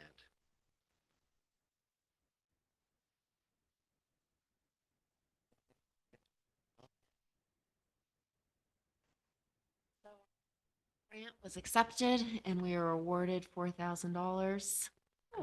We just need to submit our receipts. So we'll get the paperwork from the county and, Was that the one that you sent to me? yeah, It and got then, stuck in my email. and Yep, Didn't send out. and- yeah, so I just got it filled out and done and, so, but it's not normally $4,000. It was normally 1,000. It's just there were a few years where we did not get it and we were able to roll over the funds. So what will we use it for? The 4,000 is going to be used to reimburse our budget for all the chips we bought to help get the playground back to its standard. So, And thanks, that was your catch, that we had not been awarded that for several years. So thanks So- for paying close attention. That's a really good use for that. I'm glad. Yeah. Yeah. Thanks, Jody. Thank you, Jody. Okay, item 8, September 2024 financials and check disbursements. Chris? I was trying to get my laptop up. It was really kind of another quiet month. You can see our check disbursements. Payroll's pretty much the same, but check disbursements were significantly less than previous months. But just kind of where we are at this time of year, snow plowing will start kicking up in salt and snow plowing wages.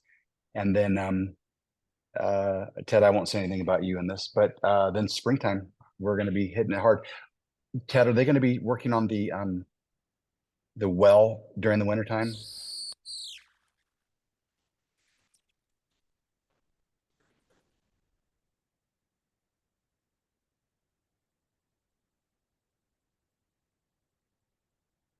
Yeah, they're going to be working on the well over the winter. Okay. They started on it actually this last week on getting the conduit in for the three-phase power. So all the conduit's underground now. Great. So, and they've got the road graded and road based to the well, Yeah. I had Fantastic. Residents say, what are they doing to the road? So, Oh, making it better. yeah. Nice. I'll have to go up there. I Not haven't kidding. seen that one. Yeah. It's got snow on it now. You won't see much, but if You you go, can now take your Jeep up there. No. I you could have can't. took my Jeep before. Probably. Wait, No, I you thought I have to saw get it it being towed hauled out. off. Is it back now or is? Yeah, Oh, that's okay. a story for another day. All right, well, My The new- husband ruined it. He was trying to be helpful and he blew out my electrical system. Oh, Yeah, this new road eats alternators, so I'd keep it away. It wasn't an alternator. Oh, oh dear. all right, so a non-agenda item that Dan ruined, Janet's Jeep, but part of the record. Yeah, It got fixed. Janet paid for it and fixed it. all right. Well, Dan has an anybody invoice. have any questions for Chris on the No, financials? I and checks? noticed that the hours are now fixed. I don't know if that was you, Chris, or if Lori fixed it. I would talk to Lori about it because things really looked funny. The pay was right, but the hours were really funky on previous ones. And so everything's looking really good on, this is two in a row. I haven't had any questions for you. So I was Yeah. going to say it must be a low key month if Brian didn't have questions. that's 2 in a row. Yeah. It's okay, Chris. I've got a I'm- question for you. I'm learning. Okay. So. This is just more for clarification than anything else. In under administration 4141.521, admin insurance and surety bonds.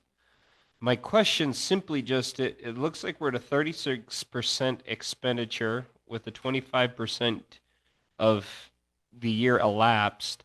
Is there like a payment that goes out, at the beginning of the year for that bumps that percentage up and then it equals out over the year, or are we just above Correct. expenditure that? No, correct. Okay. So they actually changed their billing. It used to be in April and they changed everybody. The Utah Local Governments Trust changed everybody to a July 1, which will be better for everybody's budgets and that use them. So you're correct. We're front loading that one.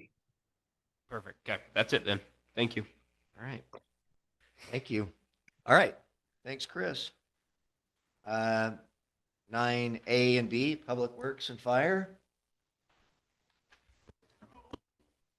Okay, what do you want to know? What I heard was our budgets are doing great, and I have $4,000 more to spend in parks. No. The refunding of the checks you already spent. That was already spent. Yeah, I was waiting for Sherry to say that, not you. Yeah. Yeah. We'll find a reason, won't we, Sherry? So just a quick update, and maybe I can jump under this public works and cover kind of a grant item as well. We did get a $100,000 grant from the county for a trail study. This is something we applied for a long time ago, and we're just finishing up the contract on that as well. And I forgot to mention that earlier. So Awesome. Trails. Trails study. And it's to love it. hire a consulting firm to do a study to find out if and where and if and how trails make sense. So I'm just finishing the agreement on that one with the county as well. It's been reviewed by our attorneys. He had a couple questions, but just minor. So we'll probably be getting a consultant on board here in the next few months or so for a trail study. So will we look at trying to maybe connect to our neighboring communities' trail system? Is that the goal? I would assume that'd be part of it. Where do trails make sense in our city, and how do we interconnect a larger countywide trail system? Yeah, I think that would be amazing. Yeah. Because we kind of did a little look at that a year or so ago, and it was just hard because there's not, you know what I mean? It's people's private property goes right up to the Yeah. to the city, and so there's just not a lot of free land Right. to do it.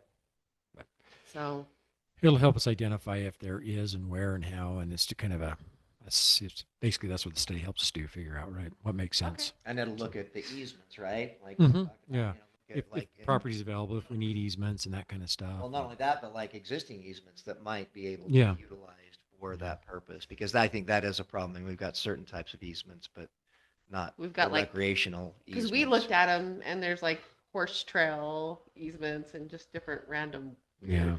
And it might Don't be you have ways. one on your property or something? Well, I have flood mitigation drainage in my backyard. But I thought you had that's one some on your kind of an property. easement, I guess. Yeah. It's a God's easement.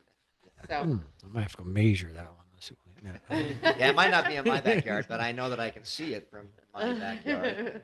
Houses have to be so far away from us. So just an update on that. So that'll be coming up here for too long. As I mentioned, the well project's underway. They've got the road graded, road base put down. Probably won't get it. Well, we're not going to get it paved this year, but at least they got it leveled somewhat, so we can try and keep it clear for the contractors. They've installed all the conduit for the 3-phase power. So now the SCSD electrician can get up there working on it. So I'll be up there working on that over the winter on our well project. We have the pavement preservation project, which is we did the pavement preservation plan, completed that. The recommendation out of that plan was to do a micro sill on 4 miles of roads, basically. We authorized, I think it was 2 councils ago, for an engineering agreement with that. The engineering has been completed and it's going out to bid for contractors tomorrow. Excellent. Did you were going to relook at Oak, the steep part of Oak, the 17%, to see if that was going to work there or not? They did. We had a contractor come up and look at that. They can micro sill it. It's not going to correct the bumps that are there, but they can micro sill it. So, yeah. So that'll be a project that will be underway in the spring. They'll just get it. It's with those projects, you want to get the contractor on board now because they start booking up their spring work now. So Better start writing a TED talk. yeah, I know. That's next on my list. I was going to do this last time, but I did the one on this emergency situation we had. I So think you have December. Oh, No? I do? Who has December? I might have December. Oh, is it you? Yeah, you already did one. I did one fairly recently. Okay, so it must be Ben. It's me. Okay. Perfect. Joy. And I think since our last council meeting, Overdrive is finished, right? Loafer Drive It is looks good. nearly finished. They've got the road all done, curbs in. They're working on the ditch and some fixing up the shoulder and stuff like that now. But There were a couple of holes in it that I noticed on Sunday. I heard bags. Is that related to that? it is after they pave, they come back and put those concrete collars around the manholes and valves, and that's what they had done. They cut out As the I said, pavement. over the top of it. Oh, now Well, that's all right. We got tire tracks, and I know a sheriff who can do forensic for us. Yeah, We'll figure it out. You know, you got a friend. Yeah. I Yeah. plowed it and it was beautiful. Was it? Oh, it was smooth. Yeah. If all of our roads were like unto West Loafer. Yeah. Yeah. So they were putting the concrete colors on. Those should all be gone now, the blankets and cones and all that stuff. I think they picked all those up. So That's awesome. We were gonna do a ribbon cutting tonight, but it didn't seem like it would. Yeah, it would have been a miserable Yeah. night for that anyway. it was a good decision. Sagged pretty thickly, so, but nicely done. Yeah. That'll be good to get that one completely finished. But they've got a few shoulder stuff to finish up. But other than that, But it's drivable. drivable and it's being used. Yeah. So we got a good report back from the residents on the corner there. They were pleased with the way it took place. So It's great. on the fire side, I think it's all on Public Works to report. Unless you have any questions for me on Public Works stuff. On the fire side, I don't know. There's a whole lot to report. We're going to put together kind of once we get done with chipping with our fire crew, we'll put together kind of a final financial evaluation of the wildland crew.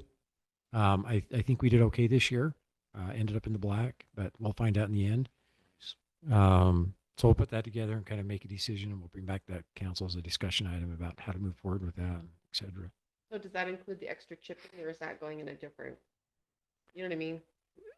The cost for their labor for doing all this extra chipping, is that going into the regular? I mean, would you still be profitable? Yeah.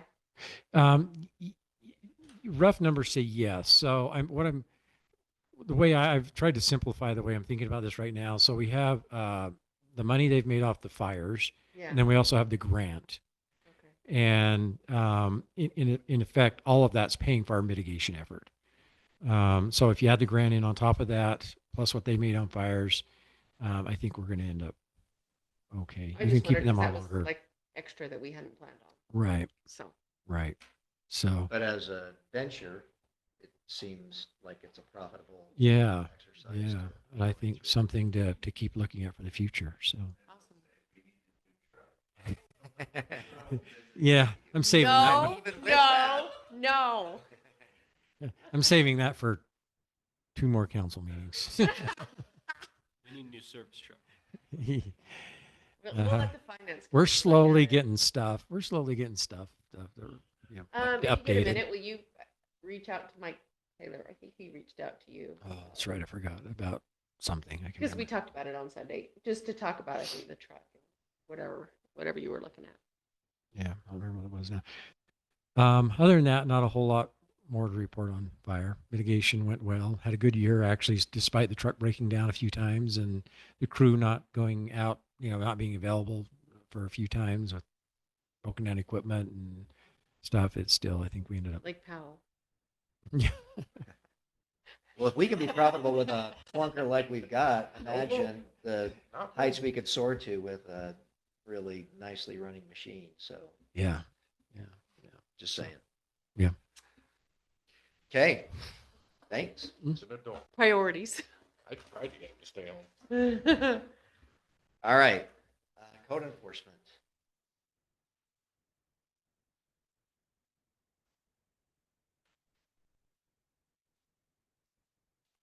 There is an actual provision in our ordinance, although it almost goes without saying, that allows me as a zoning enforcement officer to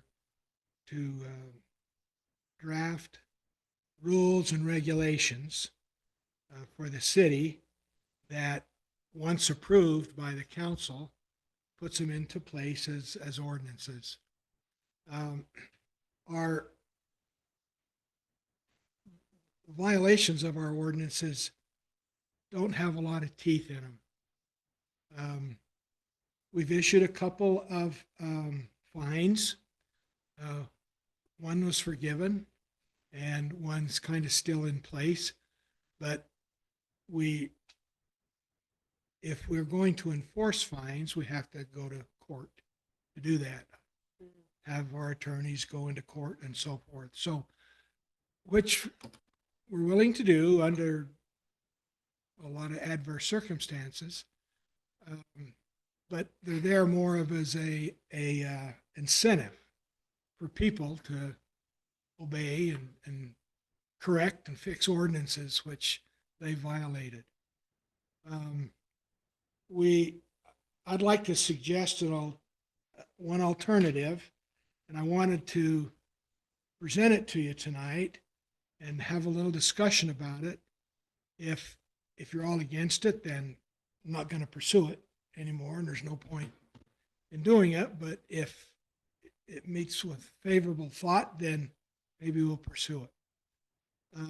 And I think a copy was sent to you, and this has to do with shutting somebody's water off in the event that they don't either pay the fine or comply with an ordinance. And this is a way it would, I've proposed it to read, be changed, but it says those charged with enforcement of this title, meaning myself and Ted, have the authority to direct that water be shut off to the location where violations of this title, and primarily this is Title 10, our zoning ordinance, and other zoning ordinances are occurring. Water may be shut off for the duration of the occurring or reoccurring time period of the violation, or until a violation is addressed and conforms to relevant city ordinances. A 30-day advance notice shall be given to the property occupants, informing them that their water will be shut off to their premise. Now, this is, some would say drastic, but the idea is to force compliance. I've talked to Ted about this, and the downside of shutting somebody's water off if they have their home sprinkled is they don't have sprinklers anymore for fire suppression. As you know, we have a lot of homes that aren't sprinkled in our community. So that's a trade-off. We have some people who kind of thumb their noses at us if they're given a temporary occupancy permit and they do nothing to bring their house in compliance in order to get a permanent occupancy permit. That happens occasionally. And so technically, when that temporary occupancy permit expires, they're no longer approved to be in their home. And our ordinances, in essence, say that. So this would be a way in those situations as well as to force compliance. If the water's turned off, they're going to have to leave their home. Now, they can get an extension if they choose to do that as a temporary, continue the temporary occupancy, if there's good reason to do that. Then Can the we city, record a certificate of non-compliance on their property? we can do that as well, but Yeah, then we're left we with just a passed that. house that's always out of compliance. So that's a problem, but we've talked about doing that on a couple of instances where we know that people have gone in and built accessory buildings. Well, I'm just saying that prevents them from getting like financing. They wouldn't be able to refinance or do anything like that until that was taken care of. And that's entirely possible. And that's another avenue that we have. Just seems We like may it's wait drastic. 2 or 3 years to bring that about. If they don't have any intent on moving, then it just sits there. Yes, they would have a problem maybe selling their home, or a person says, well, I don't care, I'll buy it anyway. So anyway, we passed that, and we do have that in place now. I'm just saying, could we do that before we do the shutting the water off, I guess, is what I'm asking. I guess our goal is to get compliance, and our hope is that with the threat of that, they would comply. Yeah. Well, and I want to make clear, I don't necessarily agree with this approach. And I appreciate what you're doing here, Wayne, but I actually think that it would come up infrequently enough that if it's a drastic situation in combination with the certificate of noncompliance, we could take them to court to execute on a fine. But I respect your authority to try to pitch it to the council. If the council sees it as a good idea, then I'll do my part to support that enforcement. But I would tend to see this as, for one, I don't think that, I mean, I see water supply as something that is, I mean, if they don't pay their water bill, obviously we can shut off, because that's kind of a quid pro Correct. quo. But when we're using water as leverage for other ordinance, I'm not crazy about the idea myself. Okay. Personally, I think in your case of temporary occupancy, I think it would be appropriate. I don't think if they have another violation potentially, but temporary occupancy, in my opinion, is granted to in situations where, like weather is a great reason why typically temporary occupancy is granted, right? I need to finish painting the house to get full occupancy, but it's December. I can't really paint it, and it's not a safety issue, though it is an issue. And so a temporary is granted, and then they are able to move in, and thus they then have X amount of time. And it's very clear. And when you sign a temporary, you're like saying, yes, I will get this done. And if I don't, I will have to vacate. It's very, very clear. And I think what happens is you get, and you can correct me if I'm wrong here, Wayne, is you get somebody in on a temporary and then entitlements why they're not getting out. And the ability to say, I'm sorry, you can't live here because you broke the contract of a temporary occupancy. Thus, we are eliminating the ability for you to continue to violate this. I think it falls under a similar argument. Well, maybe I won't actually create that correlation. But I think this is actually, in this particular case, I think it actually makes sense. Well, it does feel like a temporary occupancy is an agreement that both parties will comply, and we're complying and they're not, right? And chances are, once they're in the home, they're there. But we do have other mechanisms to, I mean, we We- could evict them. I mean, We go to court. That's correct. Go to court. It's not as though we're powerless. The water is just kind of a less expensive, relatively easy hammer to wield. I just wonder if before we shut off the water, if we could go to them and say, we're going to place a lien on your property. You are not going to be able to sell it or refinance it or get new financing until you get this taken care of. And then if they still don't do anything and they still don't try, then I would like to see, and I know you've probably already done all these things, but maybe a list of like 1, 2, 3 where we escalate, and 3 being the water being extreme. I'd like to start and say, and go to them and say, we're going to put a lien on your property because you're not in compliance and you haven't done anything to get in compliance. And then if you don't, then, you might go to court, you might get fines. And then if you don't, then we're shutting the water off. Maybe not that, but I'm just saying, I'd like to see maybe a stepped approach. Well, if other cities have done the water approach, every city has compliance issues, and someone must have done it. Someone must have tried water, and I wonder how well it worked. I mean, it would work really well, in my opinion, but. A lot of these cities have in-house attorneys. So it's very easy for them to take somebody into court. We have an attorney in-house too. Wrong kind of attorney. We have some people who go into a home without even a temporary occupancy. They're done. I'm moving in. I don't care what you say.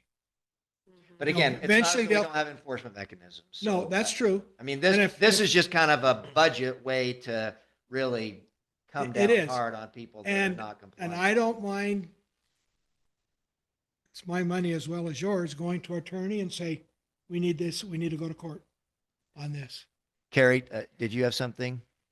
Yes, I was going to say that I agree with what both you and Janet said. I don't feel that this is, I don't feel comfortable with just saying we're going to turn off your water if you don't do everything we say. But I guess I also recognize that we need to have something in place to deter people taking advantage of the city, especially with these temporary occupancy permits. We did pass that noncompliance letter /lien. I liked what Janet said about, having a stepped approach so that when we did send them the initial letter, they would know this is the approach we're taking. It's a step. I don't know if shutting off the water is the final one or if court is prior to that, but something along those lines that escalates the measures for compliance, right? And dates. I think we need to make sure that we have dates in place to say comply by this date, and then we go to the next step. Taking in consideration that depending on the time of year, we don't want to be turning water off when it's winter. We don't want to be turning water off when it's fire danger season, right? So I think we have to be careful and yet systematic in requiring compliance of our ordinances. So I would also, oh, sorry, I didn't mean to cut you off, Carrie. yeah, that's what I wanted to say. Okay, thank you. I also think that we've got to be mindful, two things legally, like if we have a water service agreement, would we be violating it by turning off their water if they are paying their bill? I mean, that's certainly one angle that we'd have to look at is like, if the agreement is just in exchange for money, we'll provide water, and then for some unrelated reason, we shut off the water, are we in violation of that agreement? And does that potentially put us in a legally untenable position? And I do think that especially if this is kind of a unprecedented approach, we definitely want to get legal review. I agree. And that's my tactic. point in talking to you tonight about it, because there's more work that would need to be done to answer those questions that you've raised if we want to go down that route at this point. And if not, then fine. We'll pursue these other means that we do have, and through legal counsel, taking people to court to force payment of fines or even charge them with misdemeanors, because that's what our ordinance allows us to do now.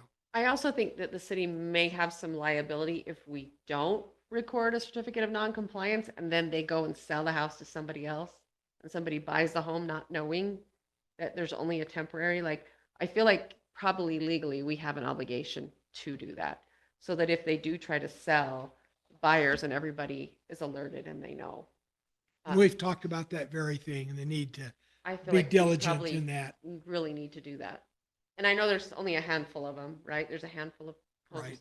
So it's not like a huge undertaking, but I feel like there could be some liability for a future buyer if we don't do that. I think one last piece is I don't believe we have an obligation as a city to provide water to any home that does not have occupancy. We do. We're kind like that. And that's with a a legal temporary, question, right? that we can have correct, them but look at. a temporary occupancy is a viable reason we have to. But once that temporary occupancy elapses, they legally can't live there. And yet they are. And so they are in violation, and we do not have, I don't believe, and I'm just speaking hyperbolically here maybe, but without legal, insight, but I do not believe we need to provide them any water. That's fair. And to the point of, the water suppression, or the sprinklers, fire suppression, I also think we do have homes, a decent number of homes in the city that do not have it. And so I don't think creating one more home, which is actually probably better built because it will be newer, having it not have sprinklers is probably less of a concern than we may be thinking of. But I think we need to draw the line of when you have a temporary occupancy that you are no longer within the bounds of that, you are now breaking laws, ordinances, and even safety by occupying that residence. When we give a temporary occupancy, could we put that language in there as one of the boxes? You have to do this, and if it's not completed by our code date for a permanent occupancy, your water will be shut off. I mean, or whatever you decide or we decide, so that it's upfront that these are the consequences, or it's upfront that you will get a letter of noncompliance first, and here's the steps after that, so that there's no way they couldn't know with that temporary occupancy, that if they don't become in compliance, these are the steps. First, that letter, second, the lien, whatever. Yes, and some of that we do now to one degree or another, informing them of the consequence of not completing a timely temporary occupancy. But maybe we can give some added attention to that as well with these consequences. It can be charged with a misdemeanor, for example, as our ordinances say, and other avenues that the city has to do their best And to maybe, compliance. maybe even, you know, not just a sign at the bottom, but on those types of things, this non-compliance issue, that each line they have to initial. So it's initialed on each of those steps before just a signing at the bottom type thing. Certainly look at that.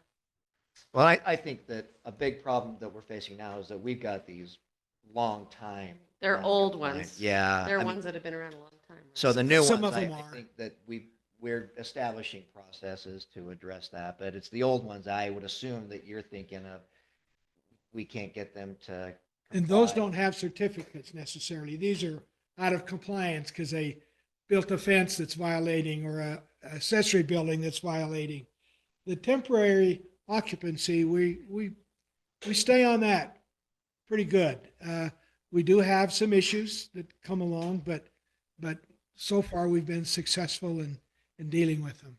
But anyway, I still got a couple of questions I've been trying. Oh, sorry, I've got my back to you. It's so okay. I just- So, I know that we have in our fines, some daily fines that if people are not in compliance there. Do we have that? Is that possible with, to add that to these things, especially if you don't, if you exceed the temporary occupancy, it's a $250 a day fine. It now becomes financially responsible for us to actually go after someone in court. It now can pay for that attorney when we're trying to get those kind of fines back and make it significant.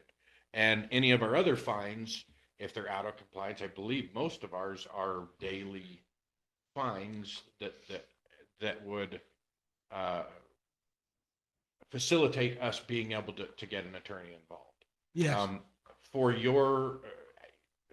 to answer your question, from my side, I'm totally against shutting off someone's water.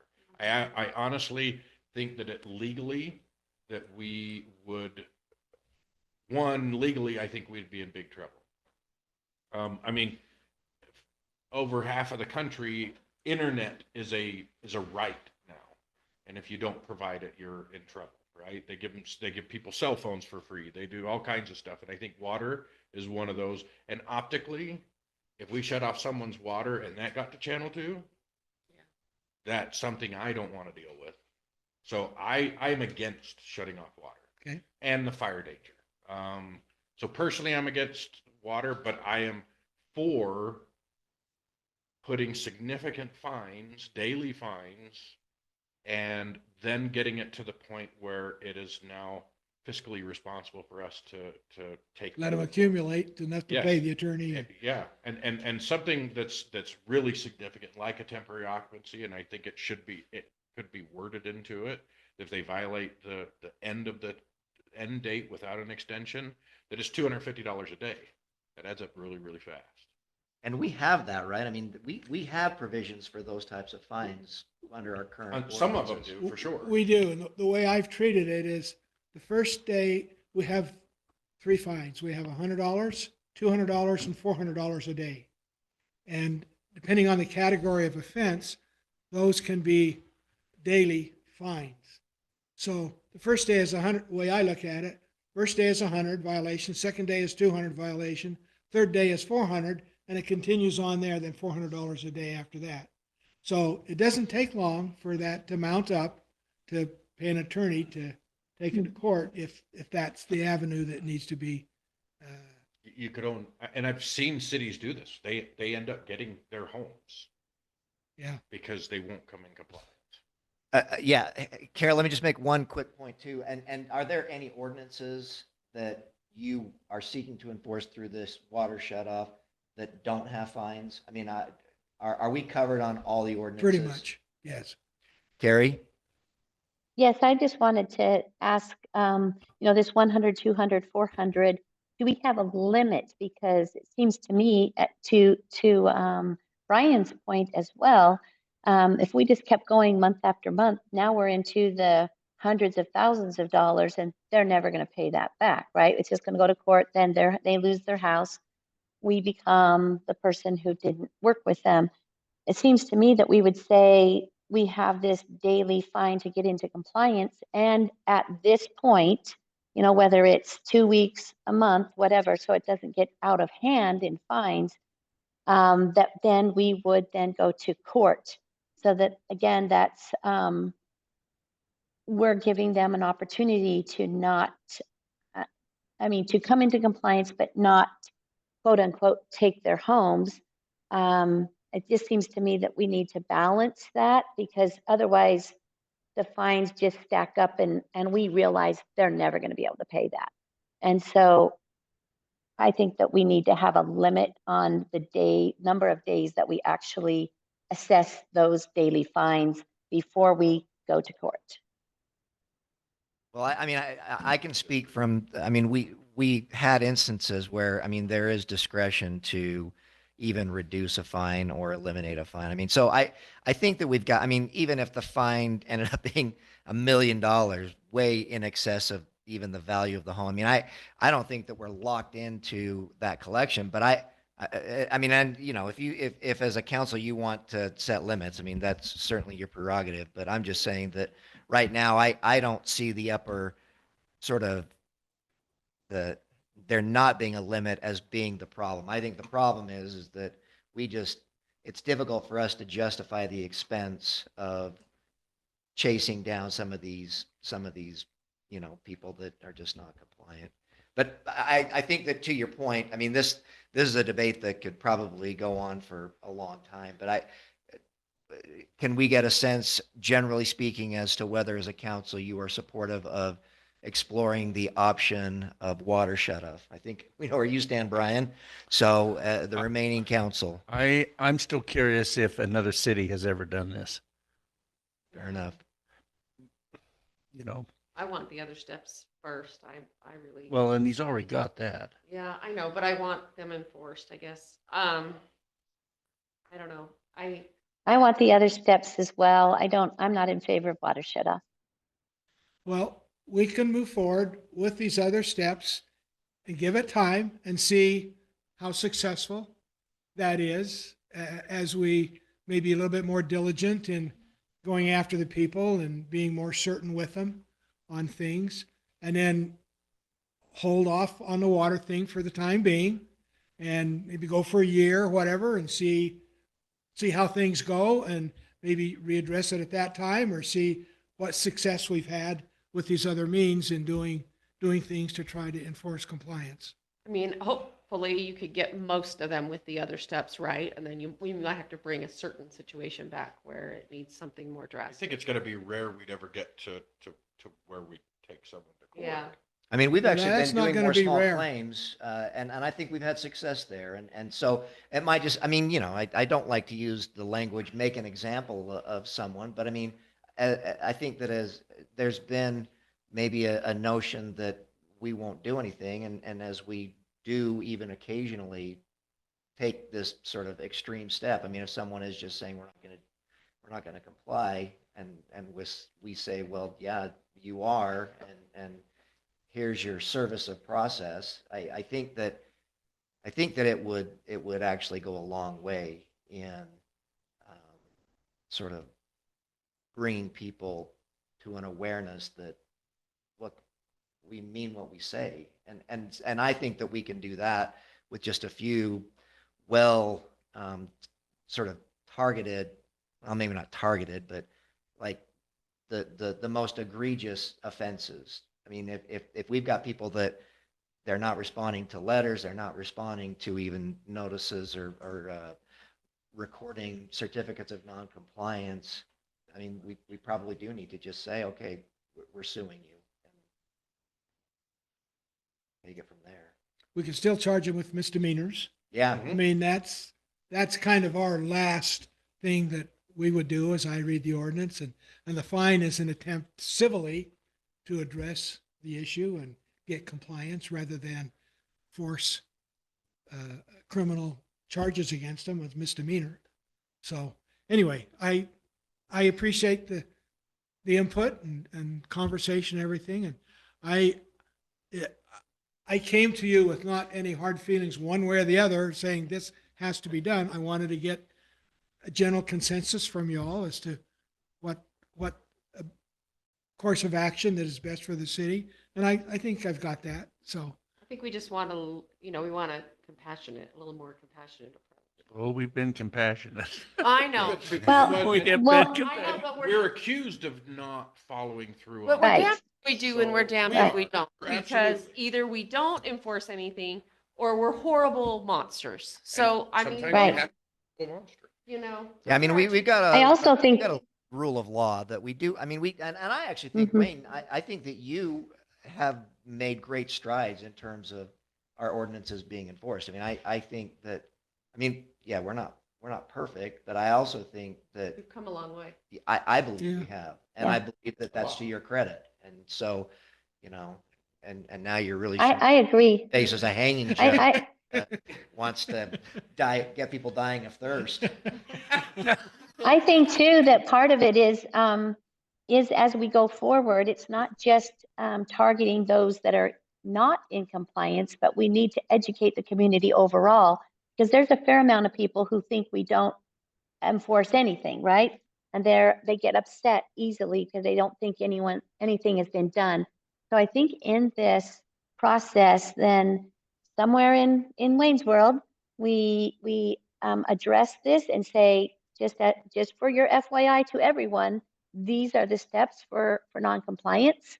Give some examples, and then everyone can be referenced for the future, as well as for those compliance, those who complain, those in noncompliance will all have the same information at the same time that we can direct any of them to.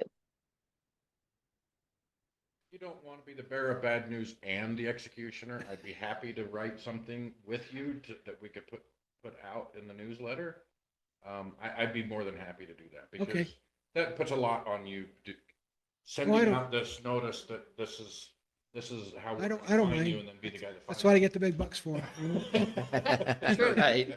Well, that's what somebody suggested a month ago or whatever. I can't remember now exactly, but we put in Wayne's World how many complaints we've gotten and how Yeah. they've been resolved. Yeah, I like Yeah, that. And so right. people have a I do feeling like then that. that the city is addressing things because things are getting resolved.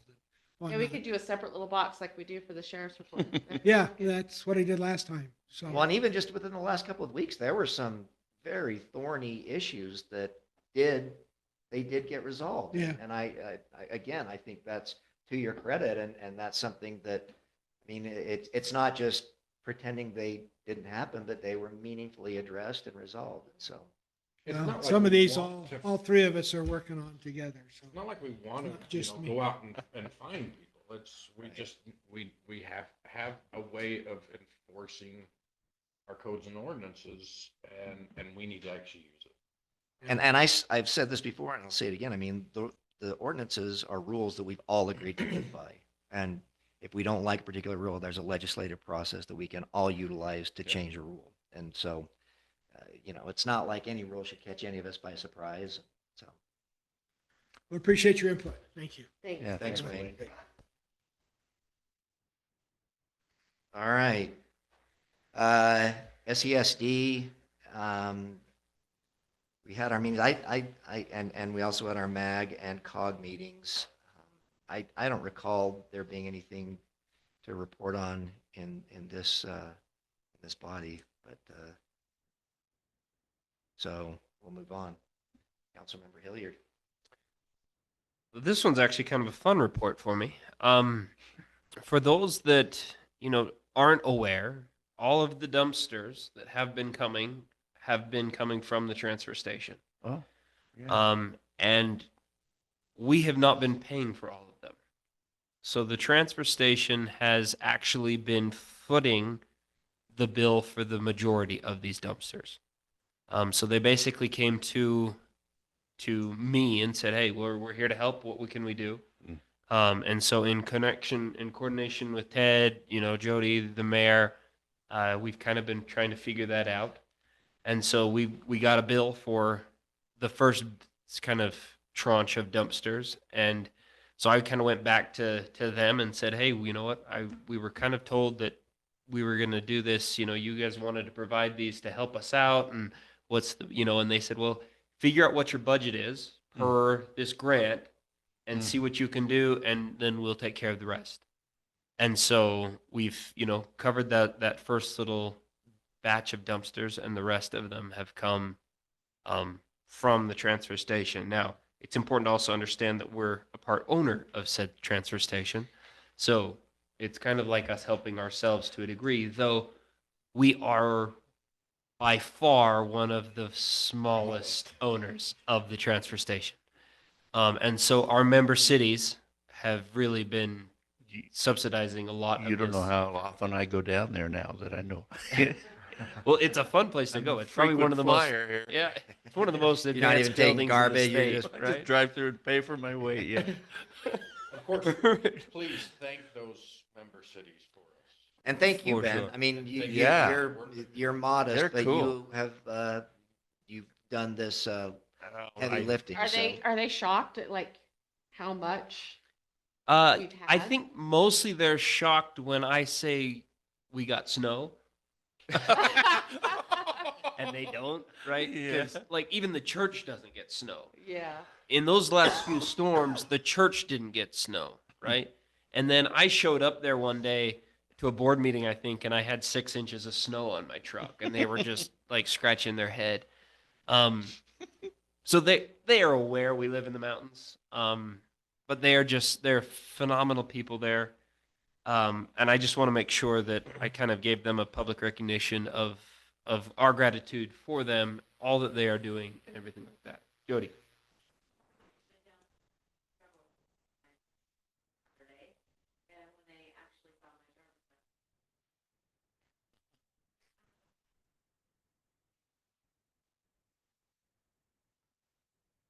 Huh.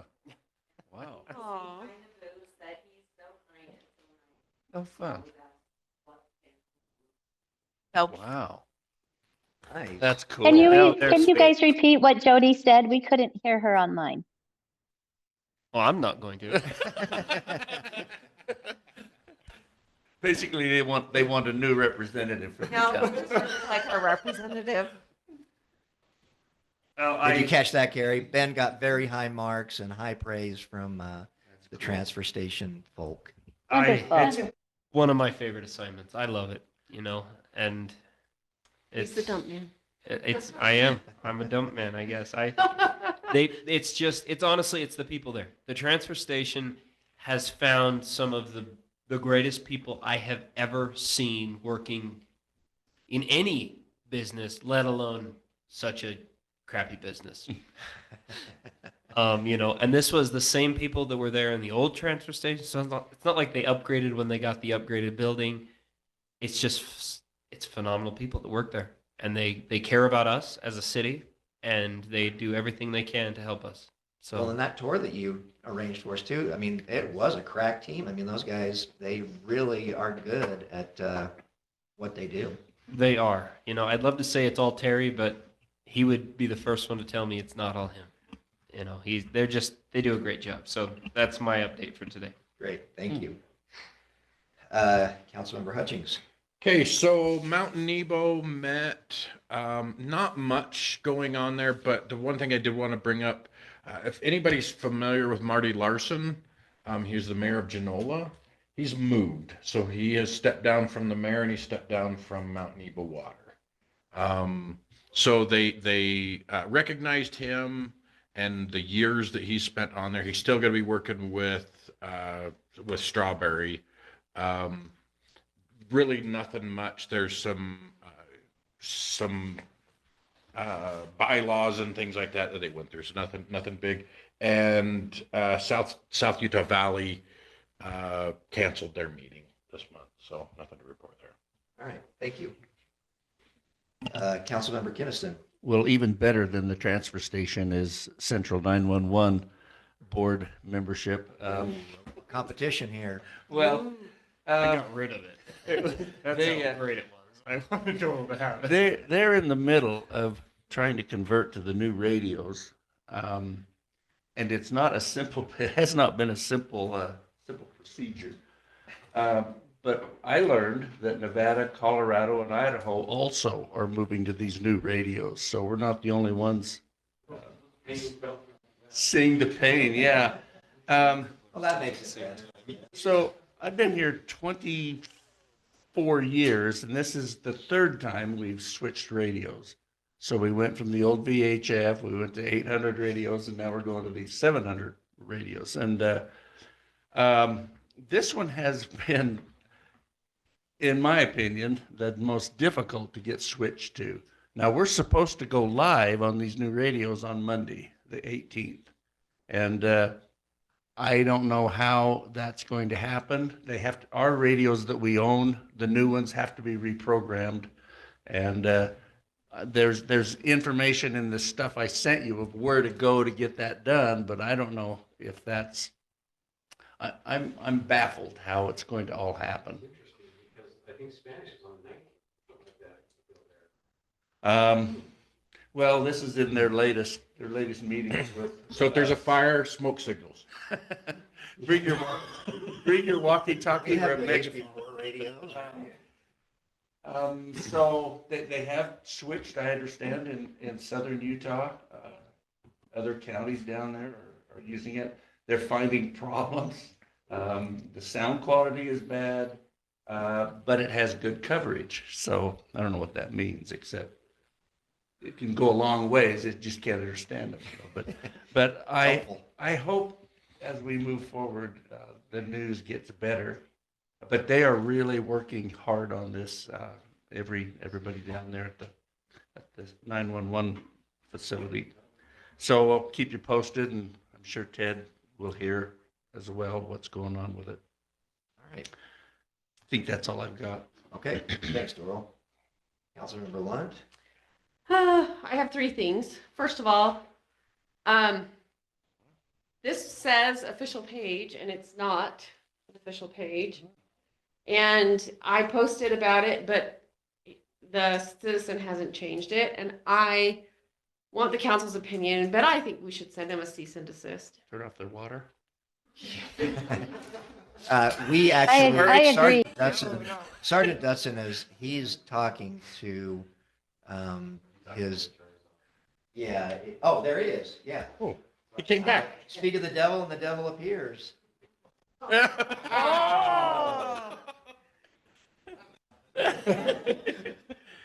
Yeah, no, we are looking to address it. It is something that there is concern, but There's 298 members, so that's a fair chunk of our community. right. That's my concern. So Mayor and I, we've talked about it. Still waiting to hear back from the county attorney's office on the review of it. Okay. So I just, as communications, I'm like, we got to do something about this, whatever we can do legally. And it's not about picking on somebody. You are not the official page, and you cannot say that you are. It's it's a violation. So anyway, okay, thanks. Yep. That's all I got on that. Ted. Thanks. Doral, Brian, Uh-oh. December 14th. Santa. Are you okay with that? We'll do the stops again like we did last year so that it takes a lot less time. Santa is on board. That was the date that Santa was available. So if that works for the fire department, then that will be the day we'll go with. And I'll take care of the candy advertising and the signs. I just need you guys to be there that day to transport Santa. These are all we can. Okay. We'll get it. Garrett, can you help with Santa as well on the 14th? What time are we looking at? Probably 9, what time, 9, 10, 10? Yeah, we usually start around 9 or 10. My last year we were done. We got done really early last Early year. 3 or 4. Yeah. I mean, maybe 10 just so it's warmer. Yeah. Maybe The sun will be out by then, Yeah. maybe. Yeah, It used just, to be an all-day thing. Now we took about 2 or 3 hours. well, that's what I'm saying. I think last year we didn't know how long it was going to take, so we still started kind of early, but maybe we could start at 10 and then be done. That That's work? great. The stops were great. We need help wiring this stuff before that. Yeah, we Yeah. gotta have time to set up. Yeah. Yeah, and I'm gonna try to go. Last year I didn't, but I'm gonna try to go the week before and maybe get the Santa stop signs up. I kind of have them now. I have all the candy canes and things, and try and put them up, a week before, so that people know they can see them as they go to the school bus and stuff. They know that's where Santa's gonna be, so they have some notice. I think that would be good. I think Okay, so that's all I got Ben on can that. hit him with the snowplow. And then I have some media. So we have a little video from Trunk or Treat, and it was really good. Glenn Anderson put it together, and I thought it was worth watching. If Jody can pull it up. I gave her warning. I know nothing's working good tonight though. I can always put it on my laptop if I need to.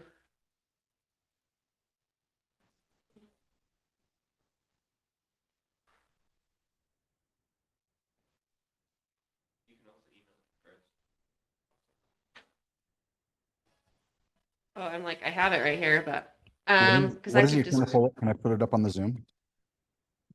yeah, let me shoot. Jody, can you forward it to Chris? Because I just got out of my mail. It'll take a minute to load back in again. Did you get it, Chris? Checking. No,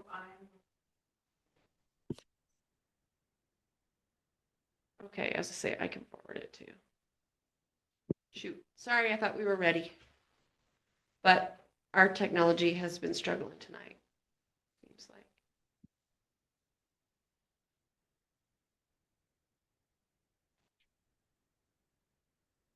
Okay, I just sent it to, so if you didn't get it from Jody, you should get it from me. Okay. It's all learning IT security. Is that what it is? Yep. We It shuts voted everything for it. down. We shut everything down. Oh, Okay. I sent it. Did you get it? Yeah, you have to let me know if the sound comes through. I've got, see if it lets me know. Yes. Yep. Now make it big. Sound. Yes or no on the sound? No sound. No sound. Give me a second. I had to do this the other day, and I think it's just gonna take me just a second. Say I'm not good enough at Zoom. I could have logged in, but I'm not good enough to know how to. It was Teams. I got Teams down. I'm just like I wouldn't know how to show a video on Zoom. I don't think so. I'm glad Chris is the expert. Yeah, we'll see as I can't find the place. Warming in here again. Code on, code off. Code on, code off. Are you uneasy because Yes. you're getting right up so fast because your That's video exactly. presentation is not really- I mean, I can just show it on my laptop if we need to. Give me about another 30 seconds here. If I can't find it, then I'll. I will, so then I'll just say thank you to Kathy Anderson. She was amazing and really did a lot of work, and she loves Halloween. So She's amazing for the fire department too. Oh, yeah. 'Cause all the decorations are hers. Yeah. Oh, really? Yep. The Yeah. truck. All those- oh yeah, she brings them all. Every bit of it. Yeah. So last year, before she took it all down, I went to her house, and I mean every inch, and her front porch and her house. And you go, and I kind of wonder how they live in their house, because you go in her house and the living room and the kitchen and the dining room, there's skeletons everywhere. It's crazy and awesome. Do you want me to just show it on my laptop, Chris? Let's see, join Zoom meeting, start the Zoom meeting, select the program you want to share, select the share window and the sound. Okay. Sorry, I was just reading the instructions and looks like I gotta go back to this screen, and here. Ready. Yeah, you might want to do it. Sorry. Well, we could have, you could just share it, Chris, and just not have the sound. I could sing it for you. Yeah, it just plays Thriller. You can play it on, I'll the play sound on it. You yours. play it and I'll play it. Both of you play it. And my sound will play. Because it doesn't sync. It Yeah. doesn't need to sync. It doesn't need Give me to. So just play the video and I'll play the sound. How about that? You want me to share my screen? It's not currently sharing. Nope. Yeah, sorry. I am a flunky when it comes to Zoom. Okay, here we go. Share. We should have thought of that sooner and I could have just played the sound. Okay, you ready? We can start it over. Oh, wait, we don't want Yeah, that. just click on the link. Just click the link. Whoop. I have the link up. Here we go.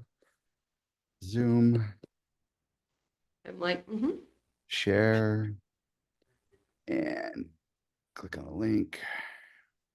Is it showing now? Yeah, make it big.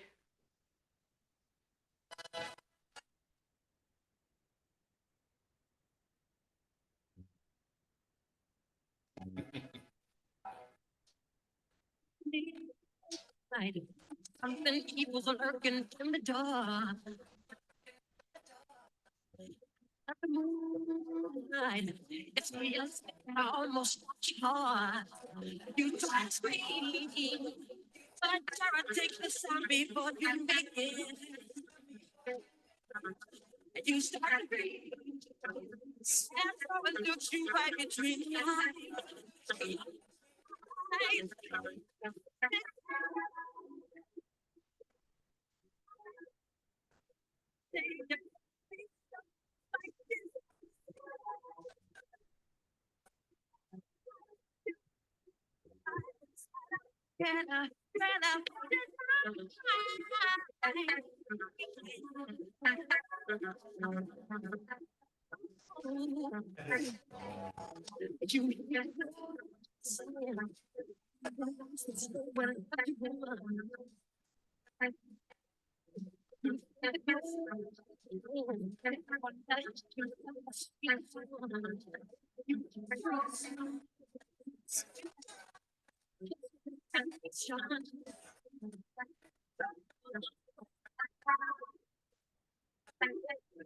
Creeping up behind, you're tight.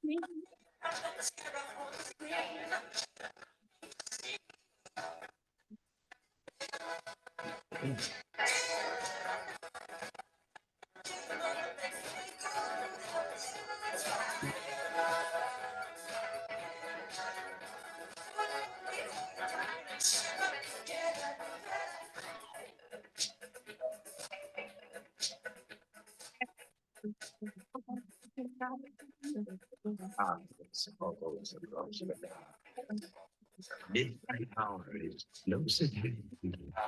Windows fall in the center of the night. The center of the neighborhood. Never shall be found. His sound's going too, isn't it? No, keeping down. Stand and face. Stand and face. Inside a corpse. Yeah. Stay alive. Your body is out to shiver.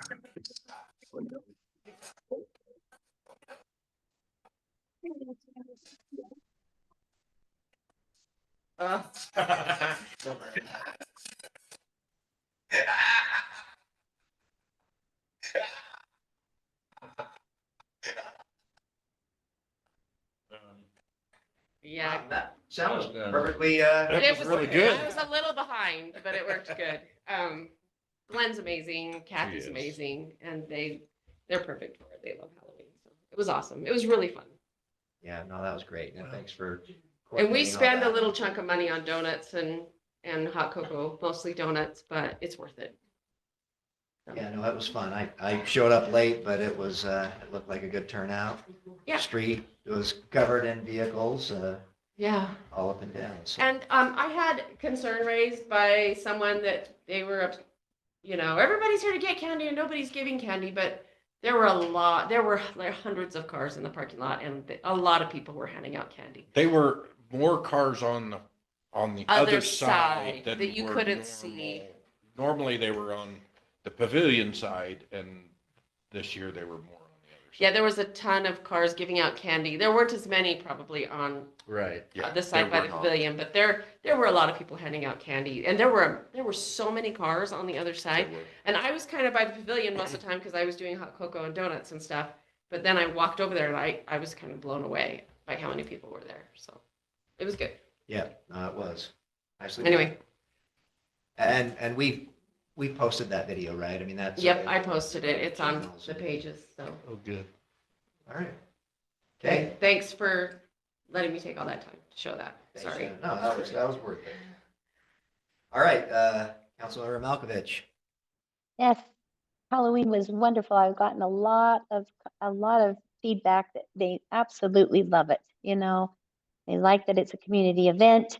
I think Kathy and I were talking about because a lot of people did park on that other side first, so people didn't realize that there were still spaces available on the side closest to the pavilion, and maybe next year having the parking attendants back in so that they can direct traffic and fill in the pavilion side first and then have that other space, because some people did have to park on the street because that other side filled up. So that's something Kathy's aware of and I think going to work on it. Well, we go from having a good time to talking about feral cats. So the animal shelter board, we spent, I'd say at least an hour and a half, maybe more, talking about the cat problems that we have in the South Valley.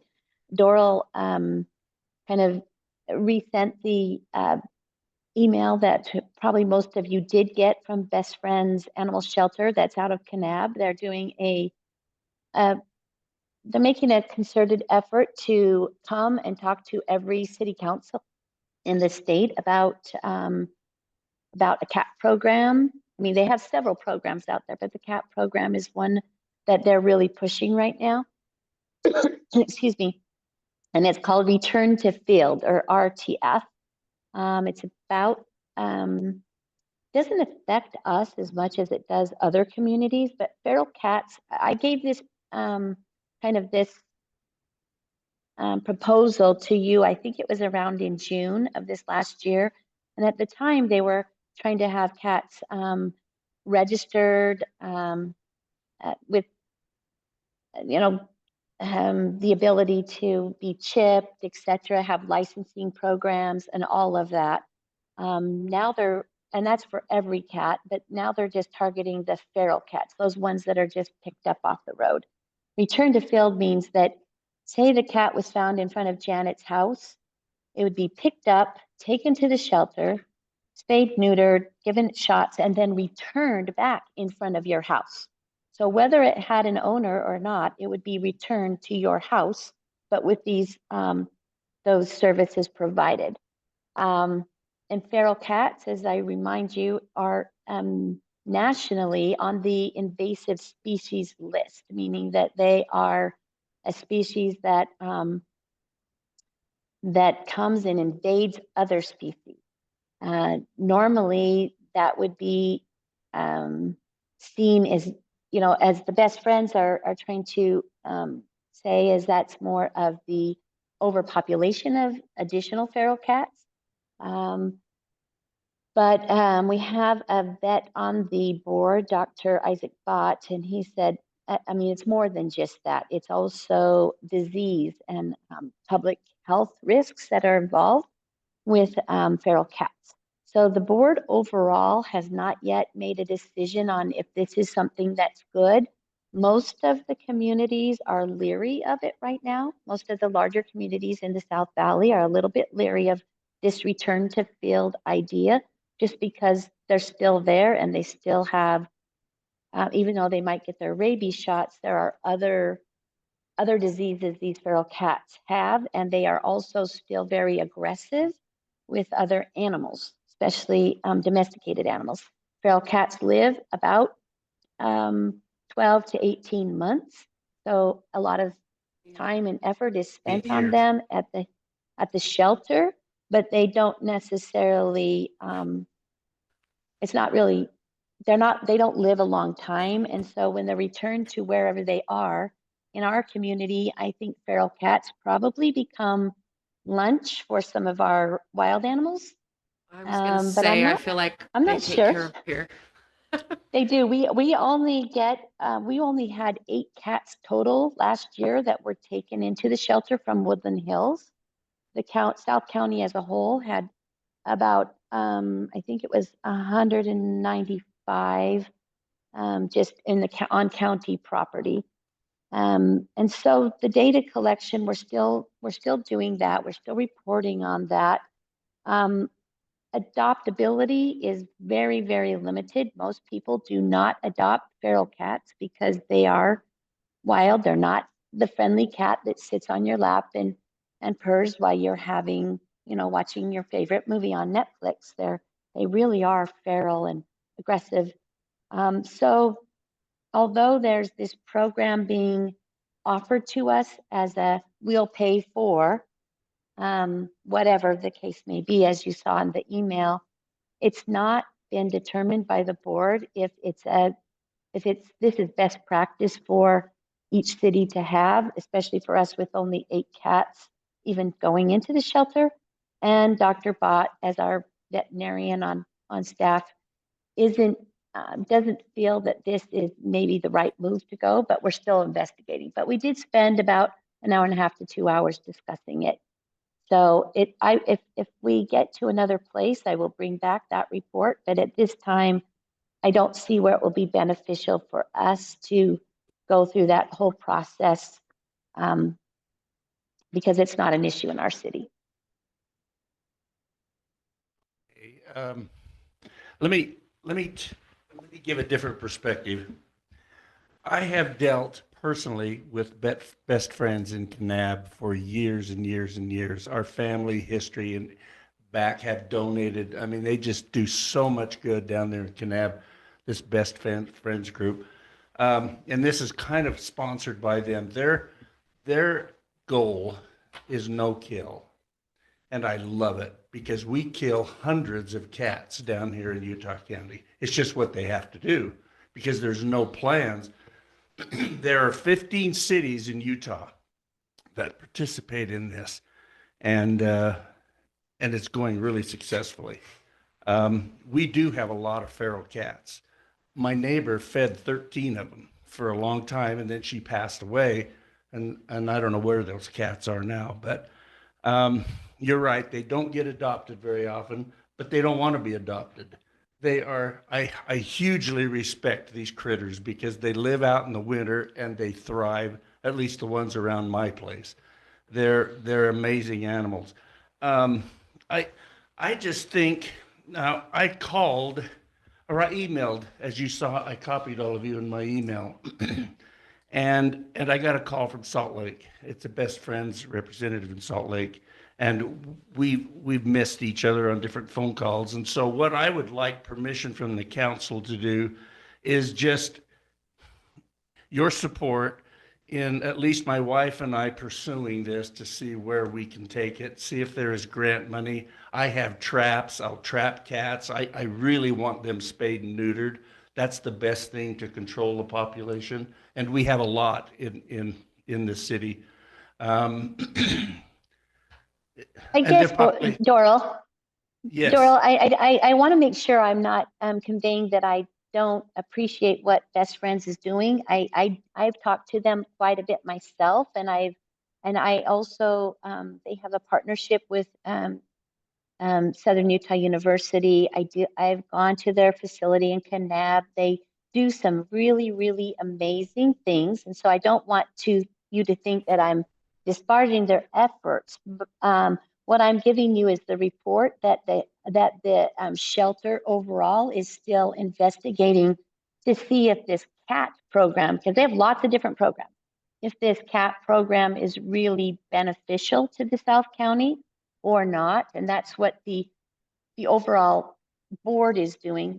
Spanish Fork has a lot more cats than we do. And the data is that although we might see feral cats in our neighborhoods, there's only been 8 cats from Woodland Hills taken to the shelter for spay and neuter in the last year that were picked up and taken into the shelter. So for us, although we may have more, that's all of the cats that have been identified as being from Woodland Hills. Now, again, it's returned to field. So if you pick a cat up in front of your house and take it in, it will be then let off in front of your house. Now, if you came and picked up a cat in front of Ben's house, it would still be returned to in front of Ben's house, which he may or may not like, right? That's for the cat. And so I think that when we're looking at this overall, no kill zone is what our state is hoping to do. That's what the governor has said. That's what several other entities have said. But we also need to, as Dr. Bott says, take into consideration not just the cat population, but also the health of the cat. So you may feed a cat, you may quasi take care of it. It's a survivor. It's outside in the woods. It keeps down our mice population, whatever. But there are a significant number, as according to Dr. Bott, that do carry other diseases, some of which could be fatal to pregnant mothers. And so those kinds of things are not tracked currently. And so we have to balance that return where they're captured, the spay and neuter with the population, and then the additional diseases that they may or may not have. And so I just want us to be, have accurate information that's brought. I think if we do have Best Friends come and give us a presentation, I would like it to be well balanced with maybe someone like Dr. Bott who can come and talk to us about the realities from his standpoint as a veterinarian, how these cats affect other domesticated animals and even the wildlife. I know that the Farm Bureau has had some issues with livestock and diseases that come into the livestock population. We have a lot of chickens that live in Woodland Hills that are susceptible to other diseases as well that these cats carry. So I just want us to make sure that if we go forward, that it's a balanced approach, and also recognizing that the diversity of the South Valley Animal Shelter Board in bringing these concerns from each of their respective areas of the county are taken into consideration as well. But again, I'm not for or opposed to it at this point. Just letting my report is basically saying what the board overall has decided to do, which is continue to gather data, continue to engage with Best Friends, and then also then look at the best practices overall for our South County. So that's I'm giving a neutral report on it, but I respect what you're saying about the cats in your neighborhood. Does the council have any problem with me personally pursuing this where I would talk to the people in Salt Lake. I don't need to buy traps. I have traps, and I've caught a lot of cats. I've just never thought about having them spayed. So, but Carrie made my point. Let me finish, Carrie. She Yeah, made my and we point. are assessed, just so you know, we are assessed for every cat that comes Carrie? in. Our city is, yeah. It'll save money if these cats are taken care of. If I trap a cat and it's diseased, they don't return it. And that's the right way to handle diseased cats. We need to capture the ones that are sick and help them and not return them. So, I mean, by help, I mean, you have to put some down, and there's nothing wrong with that. I just need a council opinion on me continuing to talk with Best Friends in Salt Lake and trying to add our city to the cities in Utah that try to reduce the number of cats killed. I mean, I guess as far as like, I mean, from my role, grant money, there may be help in doing this. I mean, I think that we are members of the South Utah Valley Animal Shelter. So, I mean, I do think we have to be cognizant of that relationship.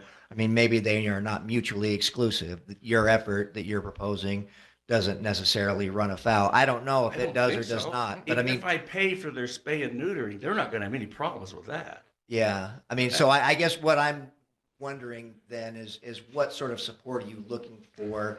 I mean, this could be something that you could initiate as a resident, or are you looking for Right, city right. backing Well, in some capacity? I don't want the city upset with me if I can find a few citizens in our city willing to trap. Well, we need to find, I need to learn more first. There may be resources financially to pay for the spay and neutering. That's the expensive part. Running them around. It and is bringing them expensive. back. But And- there may be funds available because Best Friends have these programs in 15 cities that's working. And individuals like me aren't paying for every spay and neutering. So I just want to pursue that. And if I learn that it can be done with or without the help of the animal shelter, I'm willing to do our part, my part, to get our city on board with doing this. Doral, I don't have a problem with you finding out more information. Absolutely. I Okay. back that 100%. Okay, that's all I'm asking. I mean, if you're passionate about it, I think you should do it. I'm crazy about this. And- I have and had, let me finish, Carrie. I have had relationships with wild animals, cats and others, my entire life, and they've added to my happiness. They're really cool. You got to respect these things that live out in the winter, you know, that make do. Before I ever fed anything, you know, they just need to be respected, and we need to kill fewer of them. The healthy ones don't need to be put Doral, down. I have 2 feral cats that we rescued. My daughter rescued, and she gave them to me because, anyway, so I have 2 that were feral, and they're great cats. One lives in the garage and is a mouser, and the other one's in the house.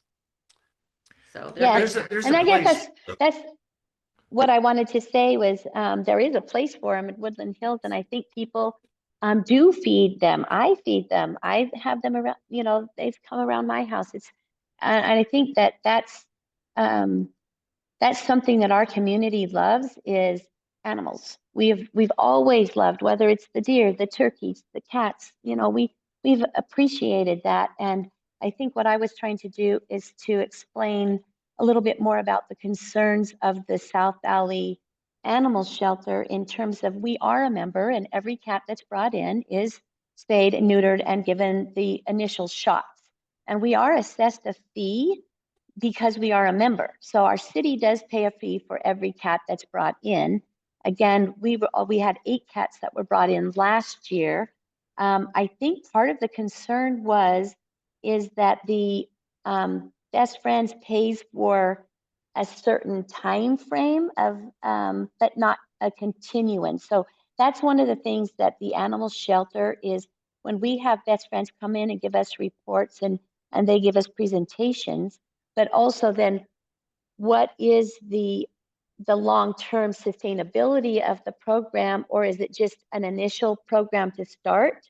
And then how does that affect the shelter overall with the number of cats that are brought in.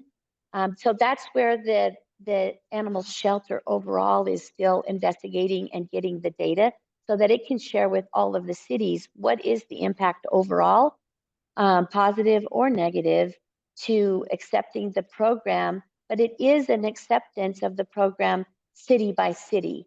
The animal shelter is just trying to help us see the overall benefit or overall concerns that are brought in. And that's why I said if we do want to go forward, I suggest that we invite best friends to come and give us a presentation so that we have that information right from them. But we also invite Dr. Bott, who is the veterinarian on for the Best Friends Animal Shelter, the South County Animal Shelter, to give his viewpoint as well, so that we are making an informed decision for our community overall. But I feel that our residents do appreciate all the wildlife and that we have taken care of them for so many years. That's why we don't have a high number going into the shelter. Okay, well, I mean, it sounds like, obviously you're certainly free to go, and if it feels like something that as a council, the council would benefit from, then I think it's certainly worth consideration. And Carrie, to your point, I certainly also agree that that there's never a downside to hearing different perspectives on things. So as this is my council assignment, would you like me to contact both Best Friends and Dr. Bott to give our presentation at an upcoming meeting? I think that's premature. I have a real interest in pursuing the contact I've already made in Salt Lake, because I responded to the email and I copied all of you. 2 days later, I get a phone call from Salt Lake that I missed. But anyway, I would like to pursue that myself and see what their programs are in detail. And I want to know how we pay for parts of it. I just think it would make our population healthier and actually reduce the population over time. I just want to learn what the other cities are doing and how they're. Well, I would encourage you and Carrie to coordinate. If there is something that can be provided to us as a council. I will tell Carrie everything that I learned. Yes. Okay. Yeah, the Best Friends people from Salt Lake are the ones that come to our meetings at the animal shelter. They're the ones that come. Yeah. So it's the same people.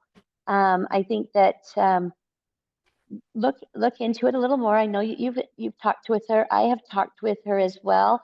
And I do think that it would be helpful as each community, we talk as at the animal shelter, each community kind of says what they're doing and what they have chosen not to do with regards to this return to field program. And so I can ask the others members of our group to maybe write up just a paragraph or even a few sentences so that I can compile it and give it to you so you know what all of the other cities in the South County are doing with regards to this particular program. Okay, that would be appreciated. All right. Well, and thanks for the different perspective. So Okay. I think that's an important thing to keep in mind. All right. Item 13, items for upcoming city council meetings. We don't have a second one in November, so it would be in December. And the Mac Roadshow is coming in December, right? So we've got that.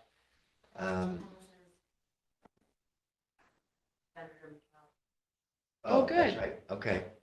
So we've got a pretty full schedule there, but anybody have anything that they're just itching to talk about? And maybe by then you will be, Doral and Carrie, but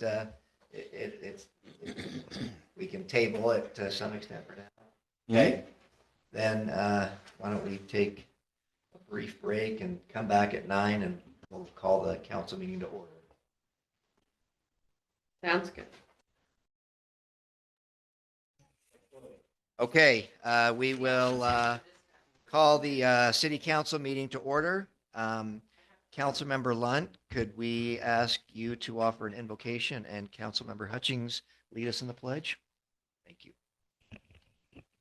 Dear kind, gracious Heavenly Father, we're so grateful that we could gather this evening as a city to discuss items of importance and to make decisions that will best benefit all the residents of our city. Please help us to be mindful of what their wants and needs are and what will be best for our future, and help us to be civil with each other and to get things accomplished that we need to. And we're so grateful for this opportunity. Amen. Thank you. Please rise. I pledge allegiance to the flag of the United States of America and to the republic for which it stands, one nation, under God, indivisible, with liberty and justice for all. Thank you. All right. Well, we had one member of the public here. we did. But now she's gone, and you got anything? Okay. Oh, Oh, who? no? No, I was talking to Diana. I don't think we have Oh, anybody Diana- else. yeah, I mean, Diana. Carrie, you're part of the public too, but, all right, there being no public comment, we will close the public comment portion of the meeting and move to item 18, minutes of the October 8th, 2024 City Council meeting. I'll make a motion to approve the consent agenda. Okay, a motion by Councilmember Lunt, I'll second it. seconded by Councilmember Hutchings. All in favor? Aye. Any opposed? Carrie, you're muted. I'm in favor. Okay, perfect. Thank you. All right, that motion carries. Item 19, approval to enter into an interlocal agreement with Elk Ridge for public work services and coverage. I move that we approve the interlocal agreement with Elk Ridge. Okay, and just as we talked about, or as Ted mentioned, it's, Yep. it's not It's not, yes. in it just- execution it form, but gives, it- yeah, it gives you the ability to do it once it's completed. okay, thank you. So that's a motion by Councilmember Hutchings. I'll second that. Go ahead, Ben. Doral. Okay, seconded by Councilmember Kinnison. All in favor? Aye. Aye.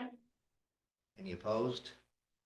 That motion carries. Item 20, approval of, again, the amended agreement with Payson City for wastewater treatment services. That is still a work in progress, but largely there, so the motion. Are we going to be able to potentially see that? I'd kind of prefer to be able to read this document prior to approval, personally. Okay, So would we table it? yeah, I'd like to do that. I'd call a motion to table that until we'd have an opportunity to read this document. okay. That's a motion to table. I'll second that. Councilmember Hilliard, seconded by Councilmember Lunt. All in favor? Aye. Aye. Okay, that motion carries. Item 21, This one pains me a little bit. okay. I'm just, they say there's no plans to develop, but it kind of feels like there is. Is there? Well, this is just going back to the planning commission, so, Yeah, this is just a Okay. recommendation to the planning commission. It just, if we approve them all, then they can just develop it all. It just feels like, I don't know. That's my concern.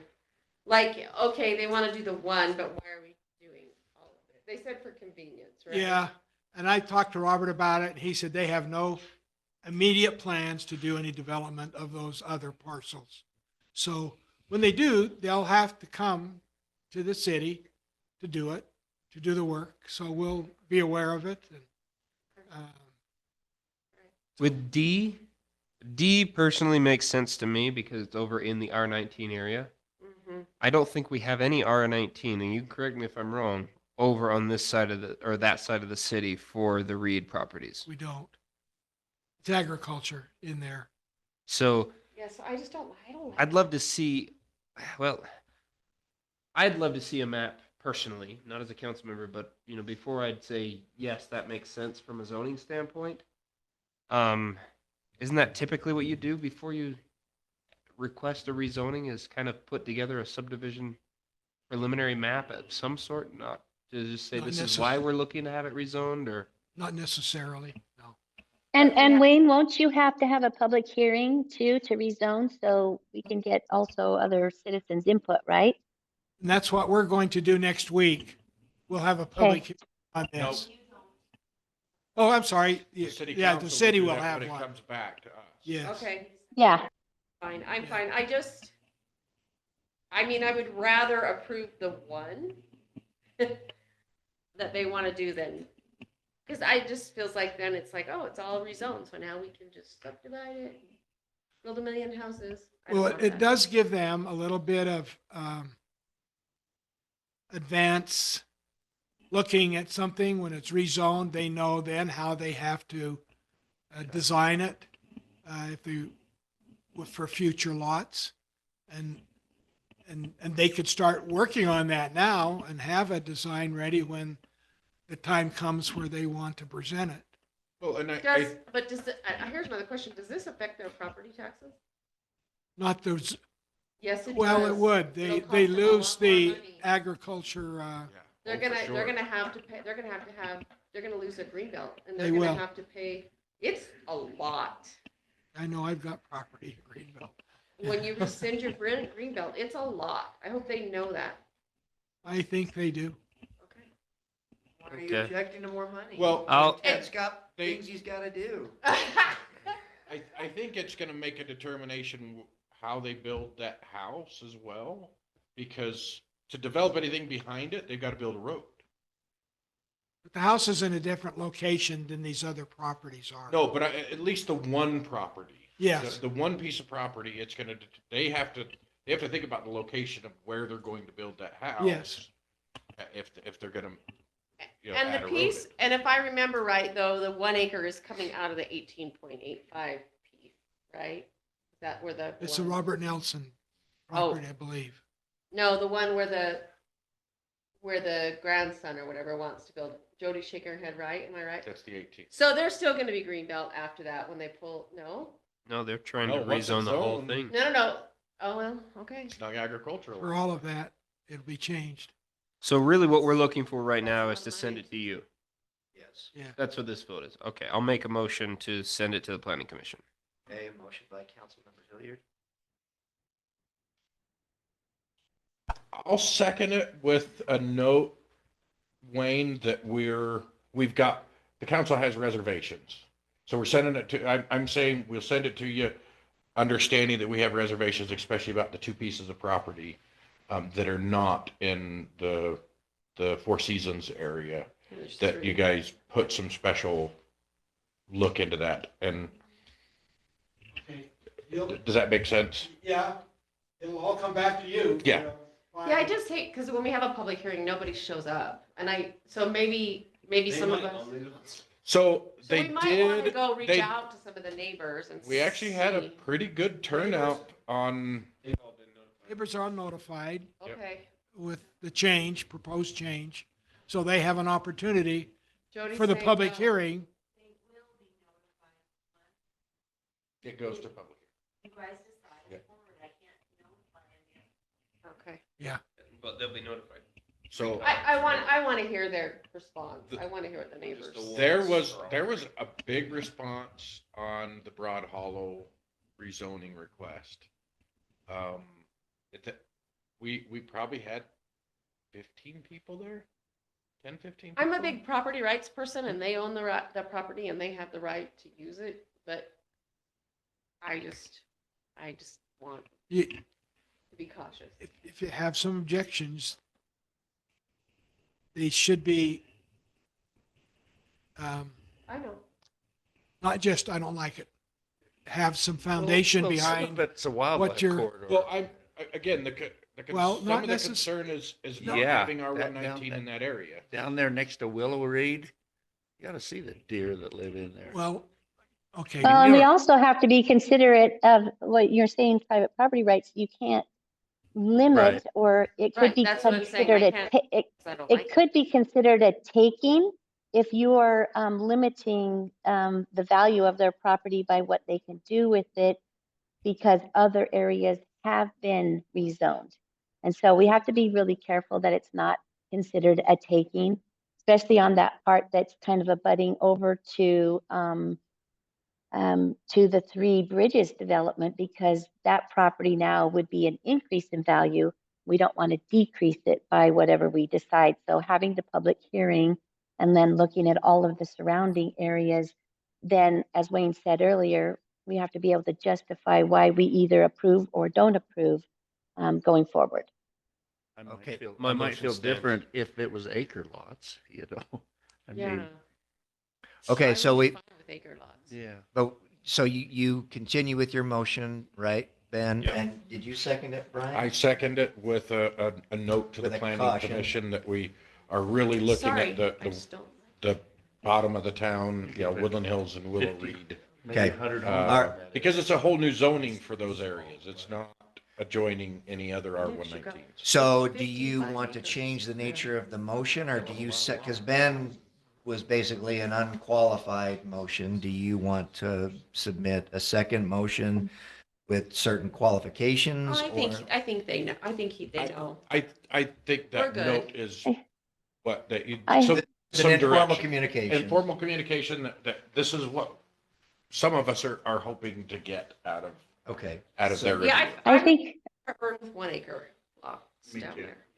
Okay. yeah, and I think that's a good point, is that 1 acre minimum instead of just the other designation. But we also have to remember these properties legally abut the border of Bridges. Salem, and we don't want annexation out of our city, because any property that abuts another city can be annexed, whether we approve it or not, Yep. based on annexation laws. And so we want to be accommodating for private property rights, but we also want to be protective of our quality of life and what we expect from our city. So I think those 1 acre probably would be beneficial. Now, they will have to put some roads in, and I know that in past, some developments that have a limited number of lots have to have just a little less than 1 acre in order to get the road, especially one that would come off of Woodland Hills Drive and then become more of a cul-de-sac. We might need to be flexible for them to get what they need out of the property, but yet still maintain The that 20 it's acre not just high property, it's not density. cul-de-sac. I think the Four Seasons development has, it looks good and it has a similar feel down there. So, but I think And right they're- now. and send they're it to asking planning for higher commission, density and let's as continue well. this conversation. Yeah, so let's And vote. a budding back. land. Let's vote and move on. Okay. Brian? Yes. Carrie? Yes, Doral? Yes. Janet? Yes. And Ben? Yes. Okay, that motion carries. Item 22, Resolution 2024-31, appointing, what was this individual's? Brandy Jones. Brandy Jones, okay, to the Community Can I Development. make the motion, or can I make that Brandy remotely, Johns. or? Johns, yes. I believe you can make that motion, yeah. Okay, I make the motion to approve Brandy Johns for the vacant position on the Community Development Committee. Okay, that's a motion by Councilmember Malkovich, I'll second that. seconded by Councilmember Hilliard. All in favor? Aye. Any opposed? That motion carries. Approval of that one, Off the 23, docket, we don't need to vote on that. So Carrie and Janet, you are the two that sort of brought this to my attention. I mean, I just want to make sure that someone's running point on this from our city, just so I sign whatever application is needed in time. So, If Carrie wants to run point on it, she can. If not, I will. But I'll let her have Yeah, I first think, dibs. I think that we can do that, Janet. I think between the two of us, we can help her get this application finished and in, and so it can be approved. And then we can decide kind of after, if we're granted the funding, then we will be able to have a sit down and say, okay, what's the step forward based on our policy? But at least we can get it in. okay. That sounds good because it's Monday. I think she said Monday it's due. So Yeah, it is. All right, item 24, Resolution 2024-32, approving the September 2024 check disbursements. I'll make a motion. Motion by Councilmember Lunt, I'll second it. seconded by Councilmember Hutchings. All in favor? Aye. Aye. Any opposed? That motion carries. Item 25, vote to accept fraud risk assessment. I'll make a motion with the one correction on that at one point, Chris. Number 4. Those added points. You want those points? Exactly. Yeah, okay. So that's a motion with one amendment from Councilmember Hilliard, I'll second his motion. seconded by Councilmember Kinnison. Councilmember Hilliard, Yes. Councilmember Lunt, Yes. Councilmember Kinnison, Yes. Councilmember Malkovich, Yes. Councilmember Hutchings. Yes. Item 26, vote to accept the 2024 fiscal year audit report and budget. I'll make a motion. A motion by I'll second. seconded by Councilmember Malkovich. Councilmember Hutchings. Yes. Councilmember Malkovich. Yes. Councilmember Kinnison. Yes. Councilmember Lunt. Yes. Councilmember Hilliard. Yes. Okay, that motion carries. And thank you, Chris, for a good, clean audit. Yes. Awesome. Thank Way to you go. for all your hard work. Credit, but it was a team effort. Thank you. Good job. Okay, there have been some developments, but nothing really that I think we Mayor, need to could go we- into a closed session for unless, Is there anything we can get from Sergeant concerning we discussed this to a degree that we can get a little more information concerning the incident that took place?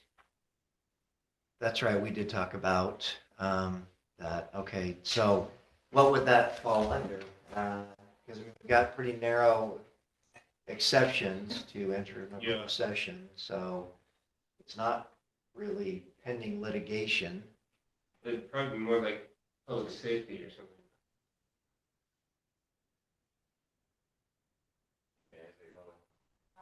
Well, I just want to make sure that we are compliant with the statute. I think litigation would be going to court with things. Yeah, it's not, the city would not be a party.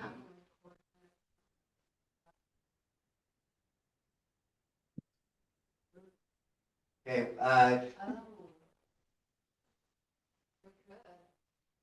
so there is litigation concerning this matter? I think you're getting kicked out. Yeah, okay, well, then we can, Yeah, and I have something too. It's I not could big, bring but something up. I have something. okay. Yeah, I'll make a motion to go in closed session for litigation purposes. Okay, motion by Councilmember Hilliard, I'll second it. seconded by Councilmember Lunt. Councilmember Hilliard. Yes, with my apology to your poor wife. Oh, no, shit. Sorry. I'm sorry, Monica. I'll take the heat. Good, I'm glad I'm not taking the heat because we're friends. Add it to my tab. All right, so that's a vote with an apology. Janet, do you also vote with an apology? Yes, I do, to my dear friend. All right, Councilmember Kinnison. Yes. Councilmember Malkovich. Yes, with an apology as well. Thank you. If one Councilmember says- Hutchings. Yes. If one Okay. says no, does it not go into closed session? The majority. I think it's, Oh, yeah, I think it's a okay. majority. I'd have to ask. Okay. I guess you could leave.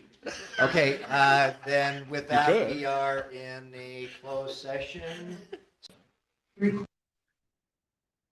Okay, we are back in council meeting. If we can get a motion to adjourn. I'll make a Motion to motion. adjourn. Okay, well, Janet beat you to it. No, here. let her Would you have like it a and I'll second it. Okay, so a motion by Councilmember Malkovich, seconded by Councilmember Lunt. All in favor? Aye. We're adjourned.